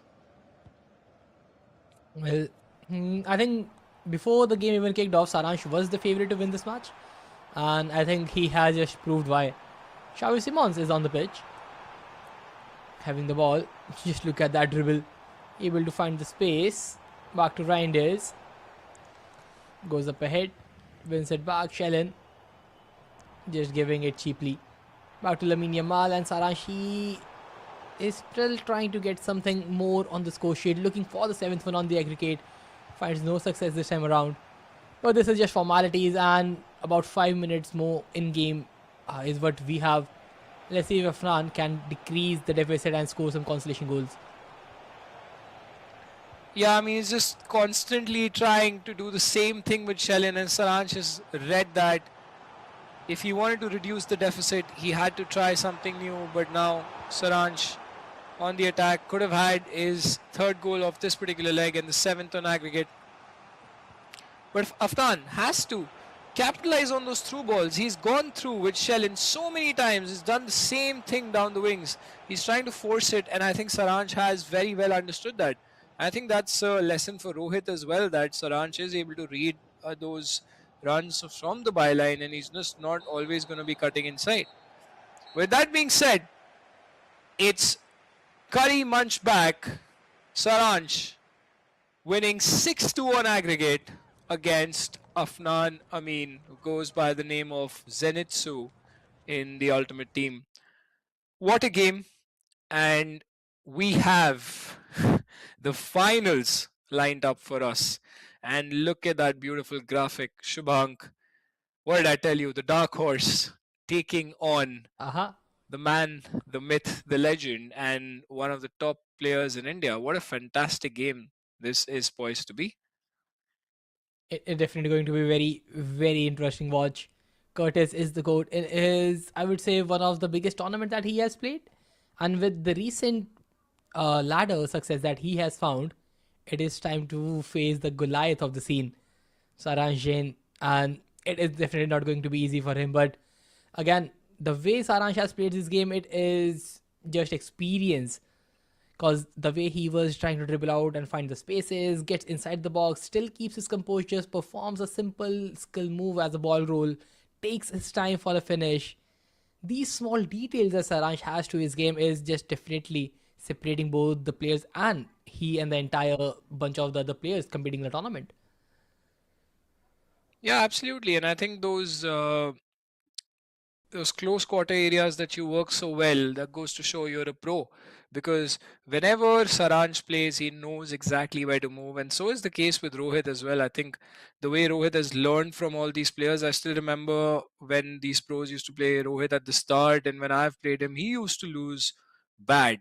And he's taken like 2 3 years to now to be able to beat pro players and to be able to qualify for the top 32 as well, as I said. And I think that is something that you have to give kudos to a player who's so young and trying to like make a name for himself. And we're so glad that Stairs is doing this in association with ZTM Foot as our community partners and Sportscast as our production partners. I think it's fantastic for players like Rohit to get a platform to play against the likes of Saransh Jain in a domestic tournament where not only a prize pool of 5,000 per qualifier is on the line, but it's for the points as well that you allocate at the end of it. And the top six will be coming down to Delhi for the national finals in May, and it's a long league. But this is a positive sign for us to see from Rohit, aka Curtis the Goat. Well, that is indeed true. Let's see how that this next match will be played. But if we talk about the overall results, semi-final one, Curtis 14-8 against Afwan, and then Afnan winning getting defeated 6-2 against Saransh. So if you look at the scoreline, the first match was still very much open, especially in the first leg, but after than that, it just dipped down pretty much. Because in the second leg, I think Curtis scored somewhere around 11 goals overall, So just one leg was all that was required by him. But now he has to face one of the best players into the scene, and facing Saransh is definitely never going to be an easy task. It really isn't. And I think that's exactly what we want to sort of tell the audience who's watching, that even though at least I am hyping Rohit a lot, but Saransh is ready for that challenge as we've seen in all these years of him competing. I think he is a tactician and he does not waste a lot of time in understanding the opponent's gameplay. And I don't know, for some reason though, for some reason, these results, like, it was something that I sort of knew at the back of my head while I was backing up Rohit in this match against Safwan. Safwan, a fantastic player, taking nothing away from him. But Rohit, the way he played, just looked fantastic. Saranj versus Afnan, another Pro v Pro battle where Saranj, given the current form he is in, and he's been playing very well in tournaments, qualifying for the top 32. So did Afnan. But I mean, yeah, Afnan came up against the likes of Saranj. So yeah, I absolutely cannot wait. I cannot wait for the finals to unveil. And for the people who are watching the stream, please do make sure that you like and subscribe, because you will be finding more and more action of the Stairs UI EAFC 26 Season 1 on this particular channel, and to support all the players who are playing. And of course, like, it's fantastic to have this platform, right, where we can see all these players coming up. But with that being said, Curtis the GOAT 3-1. His name's Rohit, top player, versus Saranj Jain, one of India's best and one of South Asia's best. They square up in the final of the Stairs UR EAFC Season 1 Qualifier 2. Do not miss this. We'll be right back.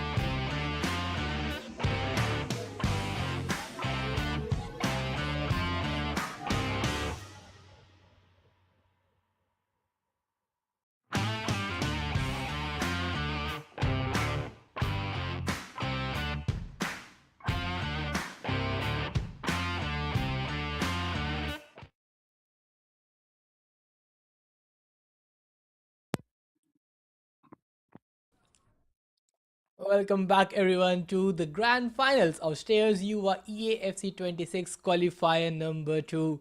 All the matches have led to this very moment where Saransh he is ready to crown himself the qualifier number 2 winner, but in his way stands just one last man, Rohit. Can he create an upset, or the result will go as we are planning? Yeah, I think it's poised to be a fantastic fixture indeed. I think for this qualifier number two, we have an underdog and a dark horse, as I said the first time that we saw him play on the stream against the mighty Saransh Jain. And with a lot of experience on Saransh's hand, most of the people will predict that this is Saransh's game without a doubt. But even though Saransh is a very good friend of mine and I've known him for a very long time, I would still put my money on Rohit because I think the way that he's playing is amazing, especially his attack. And I would like to see him challenge Saransh's defense, the way that he presses as well. But yeah, I think I'm going to go with Rohit. But what's your prediction though, there, Shubham? I think I'll stick with Saransh. Like, I've known this guy for a very, very long time, and he is definitely one of the best players. While there is a possibility for an upset, but defeating Saransh in a pro game is definitely very, very difficult. Yeah, well, with that being said, let's see how this unrolls, and we are ready to go. It's going to be FIFA 20 PTSD, which is Rohit against Curry Muncher's back. Rohit playing from left to right in the white kit, whereas Saransh with his infamous blue and black kit. Rohit, what a start though.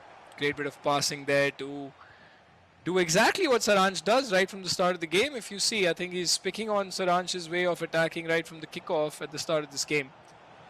But Saransh now has a chance to play a pass out wide to Yamal, goes for a shot near post. But this time, the near post shot not working well for him.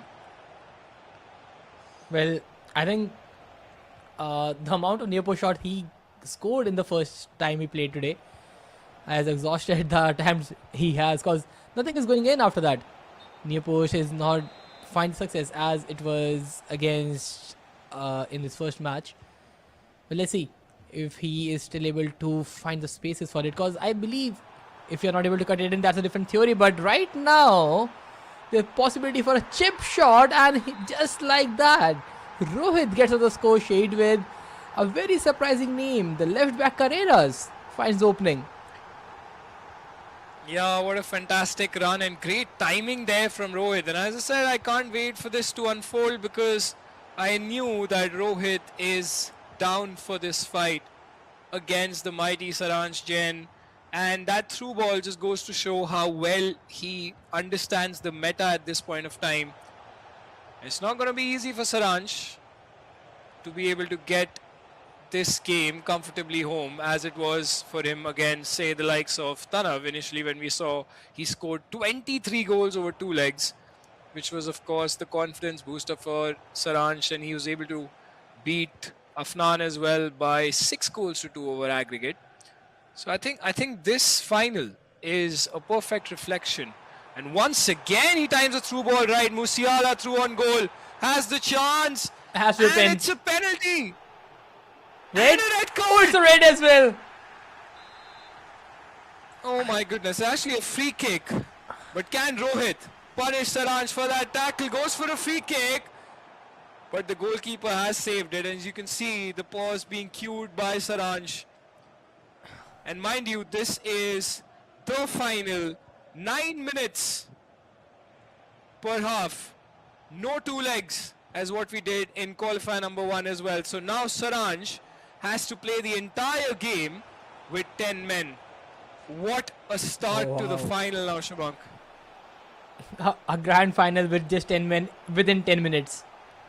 This is something which Saransh would have never anticipated that he has to go through. But now just look at the back line. Saransh has queued a pause, but the ball is still into play. So Rohit is trying to get onto the score sheet before the ball can be played out and some substitution can be made. But Saransh, he is pretty reluctant as well. He's not giving away the ball. He's trying to convert this chance he has, despite the fact that his backline is completely weakened up with Mickey Van de Ven being sent off. But Saransh finds the space and scores the goal just like that. But now these substitutes will matter so much. Which player will go out of the picture? And generally, you see a striker being thrown out for a centre back. But the thing is, with the majority of the players having no centre backs on the bench, does Saransh have someone to replace when they win with? Yeah, I think I can see a centre back coming. I think it's Maldini who's come out, or Maldini was playing right from the start. We just have to double check that. But I think Lacroix was there, right? So I think it was Maldini who subbed in. And that's an interesting one, of course, because you're not starting a player like Maldini, but you're bringing a player like Maldini off the bench, which, of course, is not the most comforting sight for Rohit.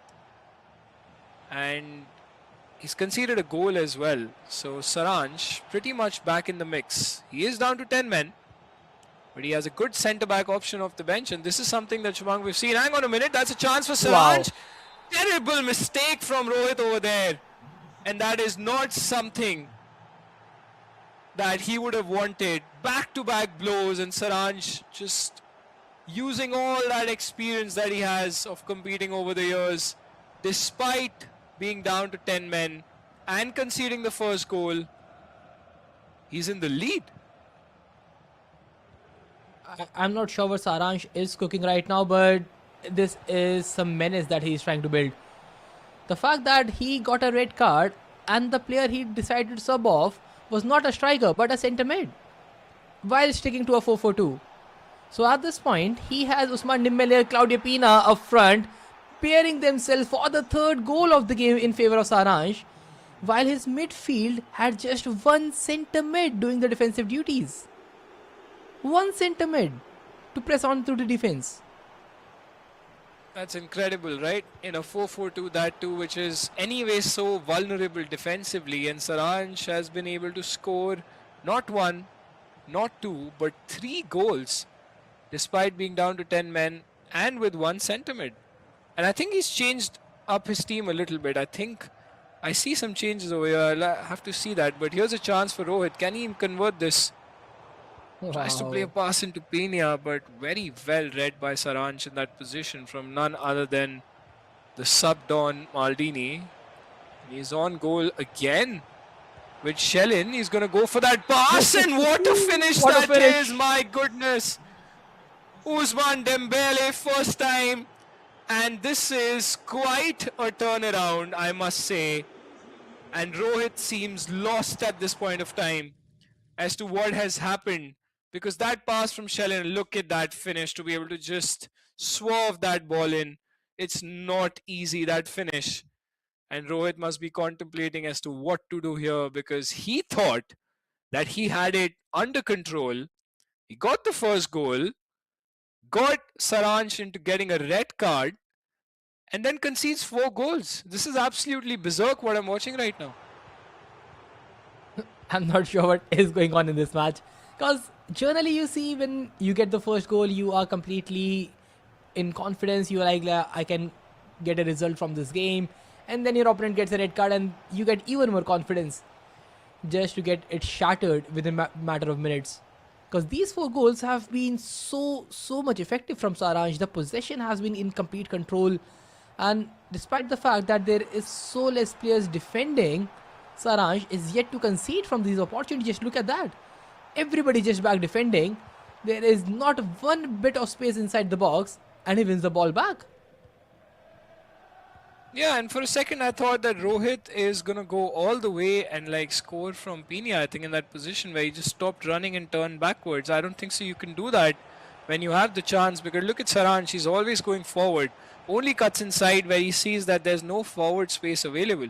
I think that's what makes him more of an established pro compared to Rohit, who's just coming up the ranks right now. And look at that movement from Saransh. Is always like, even though he forces the pass sometimes, his intent is just to go forward. And I think Rohit has sort of like turned back, especially seeing that Saransh is pressing him so high up. That's again a very cheap mistake.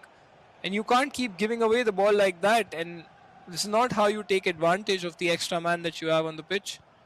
He's just going backwards all the time. He has to keep running forward with Musiala. That's exactly what he's doing. Yet again, he turns back, Shubhang. And that's What I've been saying. Why is he doing that? He's just trying to get the perfect angle there, and Saransh, he's just not pressing some regular tackles. He's going with the R1X and R1 square right now for the extra reach with the centre back. And this is generally you don't see much often, but Saransh is definitely using that mechanic as well. And it has paid out perfectly well till now. And just look at that defense again. Perfectly marking with the centre backs and then bringing out the solo centre mid for the defensive duties. Wins it back. Gives away the possession though with Shellin. But the way Saransh is defending it is so beautiful to witness.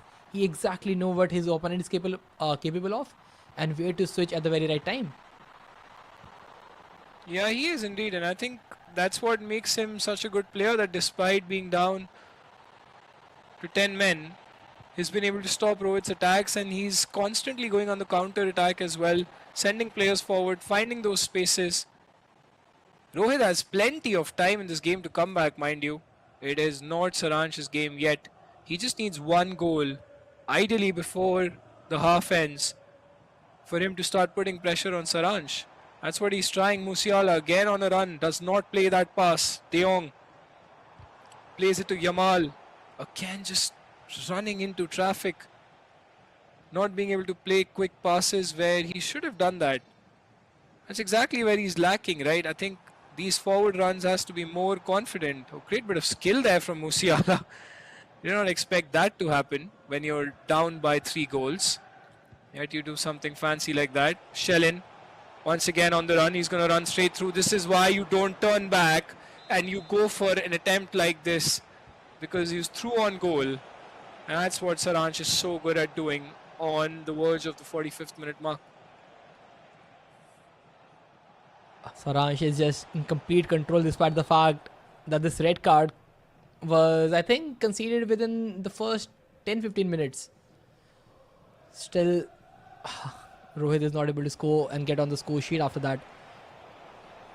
Saransh just taking his time. Left the controller down. He knows the whistle is gonna play out. And the first half coming to an end. 9 minutes per half is what we are witnessing in the grand finals. One half has been played. This is going to be the decided half for the qualifier number 2 now. Yeah, it is indeed. We've come down to the very business end of this particular tournament. This qualifier rather, where Saransh is only one half away from securing those crucial 105 points to match the level of Charanjot, mind you. And they will be at the same points, whereas Rohit will be guaranteeing himself 80 points. And of course, for a prize pool of 5,000, which is quite the incentive for players on a very regular basis to compete for. And this is why this platform is here. Massive thanks to Stairs for doing this and enabling the FC community and all its players to compete in a systematic environment. And you can see the best of the best in India, barring a couple of them, have already participated combined in qualifier 1 and 2. And just imagine then, Shubhank, going forward when all these pros collide in the stages where we'll be seeing them square up against each other in other qualifiers. When things get heated up, here's a chance for Rohit now. Goes for a shot, and that's the goal that he needed. Here we go. Great turn inside from Yamal. And that finesse. Just when we were talking about, this is not over yet. Finally getting one back for himself. A good fair attempt and then straight away to the finesse. That's really good skill move in the final third, and this is something that Rohit was lacking to create the chances. But now he needs to make sure that he does not concede right from it. Because now Usman Dembele trying to find the incisive pass, could not find Claudio Pina. But now back to Rohit. Taking too much time, and Paqueta has been such a wonderful addition to the team. Winning the ball always during the tackles. And now Carreras is trying to dribble. Playing around the back, and Saransh just slowing down the tempo of the game. Yeah, he is, and just trying to create the perfect chance for himself over there. Has the ball with Paqueta, one of his favorite cards Reinders now twisting and turning outside the box, trying to find that space. Great bit of skill there. Dembele in a very good position. Just somehow manages to dribble through anywhere and everywhere, Dembele. If not for being offside, that could have actually been a great chance for Saranj to turn towards the goal and get something out of it again.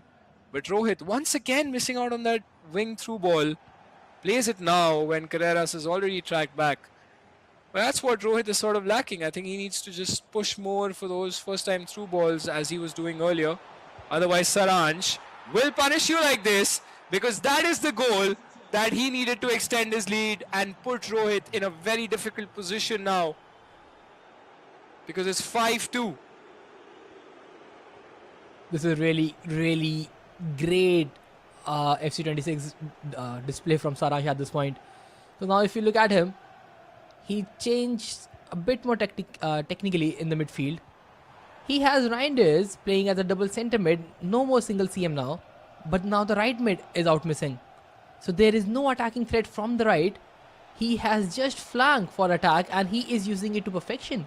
Shellin back to Pina, back to Dembele, and then Dembele just trying to dribble inside, and he has ample of space with Reinders, who is still not giving up with the ball, finds Pina in the process, wins it back, and Saranj, the way he is dribbling, Rohit is having a really hard time winning the ball back. Yeah, I mean, I think it's something that Rohit has to look out for, that even though Saransh is not using the right side, he is also not capitalizing on that. Here's that chance. All right, just when I say that, I'm telling you, Shubhang, the commentator's curse is quite real in my case. Because every time I say that, they end up scoring. Probably I should say that more for Rohit, since my money is on him. But he needs to understand that there is that left side for him to work on in terms of his attack as well. And he just did that very well with Shellin. Needs to use more of the wing. Saranj, however, looking for a goal right from the kickoff. Great defending there. And the game is far from over, because the deficit is just 2 goals. And this is a 9-minute half in the competitive mode of EAFC 26. There's plenty of time for Rohit to come back and actually make a name for himself by potentially beating Saranj. Can he make that happen though? He's constantly playing those attacks, but just lacking there. Rushing it a bit too much.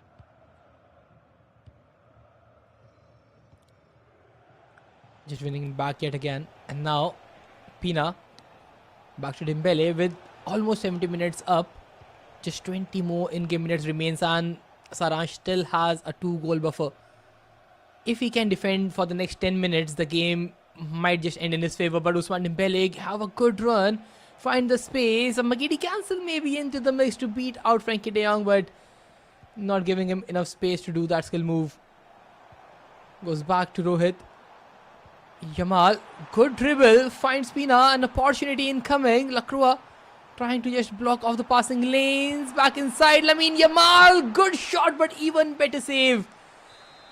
Saves the day for Saransh, and now Scott is brought onto the pitch.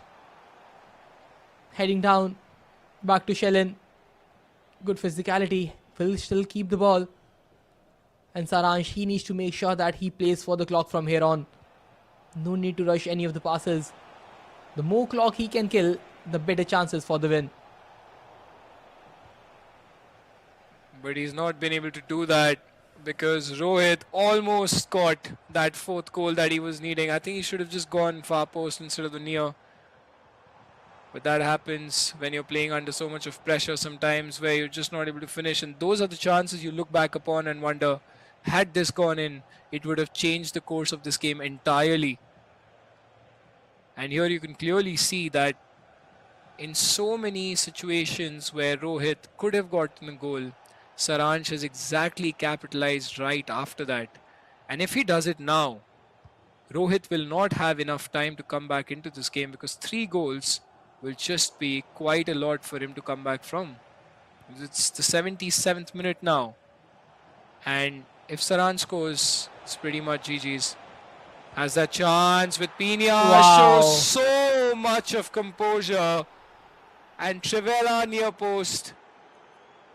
What a goal from Saransh to squeeze through the centre backs of Rohit and converts it, and most likely has sealed the deal in this particular game. Unless Rohit can do something with Yamal. Stops there, plays a pass, Pina, and what a save that is from the goalkeeper. My goodness, that was all the hope that Rohit was relying upon, but Saranj's goalkeeper denying it. What a save. Complete game changer. He needed this. And now, with just the last 10 minutes and 3 goals separating both the players, it is very unlikely that Rohit will be able to make a comeback and force us to extra time. Lamine Yamal will be caught offside, so nothing to worry about that. Now back to Reinders from Saranj. Has the ball. Just keeping it with him pretty easily. And despite the fact he has played the entire game with 10 men, able to score 6 goals and conceding just 3, it is incredible achievement. It is indeed. And I think that's why they train so hard for every day. Yet another chance for Saranj. They put in so many hours of grinding to just practice situations even when they're down to 10 men.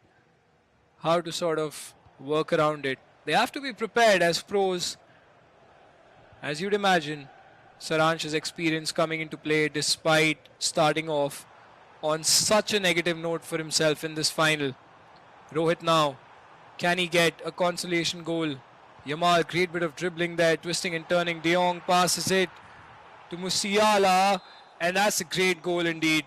Honestly, I have to give it to him. Not enough time, but he has put up a fight, and he has played good passes inside the box to be able to convert these chances. But he just cannot stop Saranj from scoring, can you? Just impossible at this point. Usman Dembele trying to find the space, back to Shellen, near post finesse, and just like that, the game is done. If not earlier. And even Rohit knows about it. Just standing in the middle of the park, he knows it is the final 2 minutes and he cannot do much about the 3-goal deficit. An incredible way the Saranj has played this game. Conceding a red card within 10 minutes. Sending Mickey Van de Ven back to the stadium. Well, nobody thought that the result will be this one-sided, but Saranj, one of the best players for a reason, has made the impossible happen in his favor, winning the qualifier number 2 by ease, despite the fact that he has to play the entire game with just 10 men. Fantastic indeed. Congratulations to Saranj Jain for winning the Stairs YUVA EA FC Season 1 Qualifier 2. Getting himself nice 3,000 INR as part of the 5,000 prize pool that is available to himself. Fantastic indeed. I mean, as I said, and you were right, Shubhank. I think your prediction was right, even though Rohit wasn't far from it. I think, in fact, the way that he started, I was like, I think I've bet on the right guy. But to go against the likes of Saranj when you're predicting, that's a mistake because he just proves it time and again how he is as a player, and he's done it. He has secured those crucial 105 points for himself in order to make it to the top 6 eventually. That's for you, the winner of the Stairs YUVA EA FC 26, Saranj Jain, qualifier number 2. Shubhank, your thoughts? Well, I don't think there is any surprise in that, but the way the last game was played, it is incredible. Because going down to 10 men was something that I was worried about, that how he's going to play from here on. And it is a single-legged game with 9 minutes per half, so even lengthier games, and the number of people on the pitch will definitely affect the result. And the fact that Rohit has taken the lead early on, every odd was against Saranj in those first 10 minutes, but then Saranj, being Saranj, made some impossible comeback happen, and the tactical changes he made, playing with one centre mid in the first half and then going without a right mid in the second half, it shows how much experience of technical knowledge he has about the game. Yeah, he does, and all that experience to sort of just be calm when you've got a red card and you're upset about the fact that the final started on such a bad note, and to be able to score not just the equalizer but to be able to score three goals after that. That's fantastic indeed, and that goes to show as to why he is one of the best players not just in India but the entirety of Southeast Asia. And I think that is what these players are capable of showing at the highest level as well, which is why this particular platform that has been here for the FC26 players. And honestly, all of this happened because of Stairs. And it's a proud moment for DSM to be associated with them, for ZTM to be our community partners, to spread the word. ZTM has the biggest community in India for FC players, more than 1,000 FC players. So if you are a part of it, and if you're watching this stream wondering where can you participate, watch out at the Stairs portal for the qualifier number 3 being up there very soon, where you can compete against these guys and hopefully meet us at the live stream for the qualifier 3 if you make it to the top 8. But I think it's been fantastic, and all thanks to Sportscast India as our broadcast partner to bring this to us. And I think, Shubhank, it's been fantastic to be on the stream with you as always. Well, it has been an incredible journey, but this is just the qualifier number 2. Qualifier 3 will begin very shortly, so make sure you sign up for that because this platform is awaiting for all the young talents in the country. With that being said, this is it from Shubhang and Lukmanu. See you in qualifier number 3.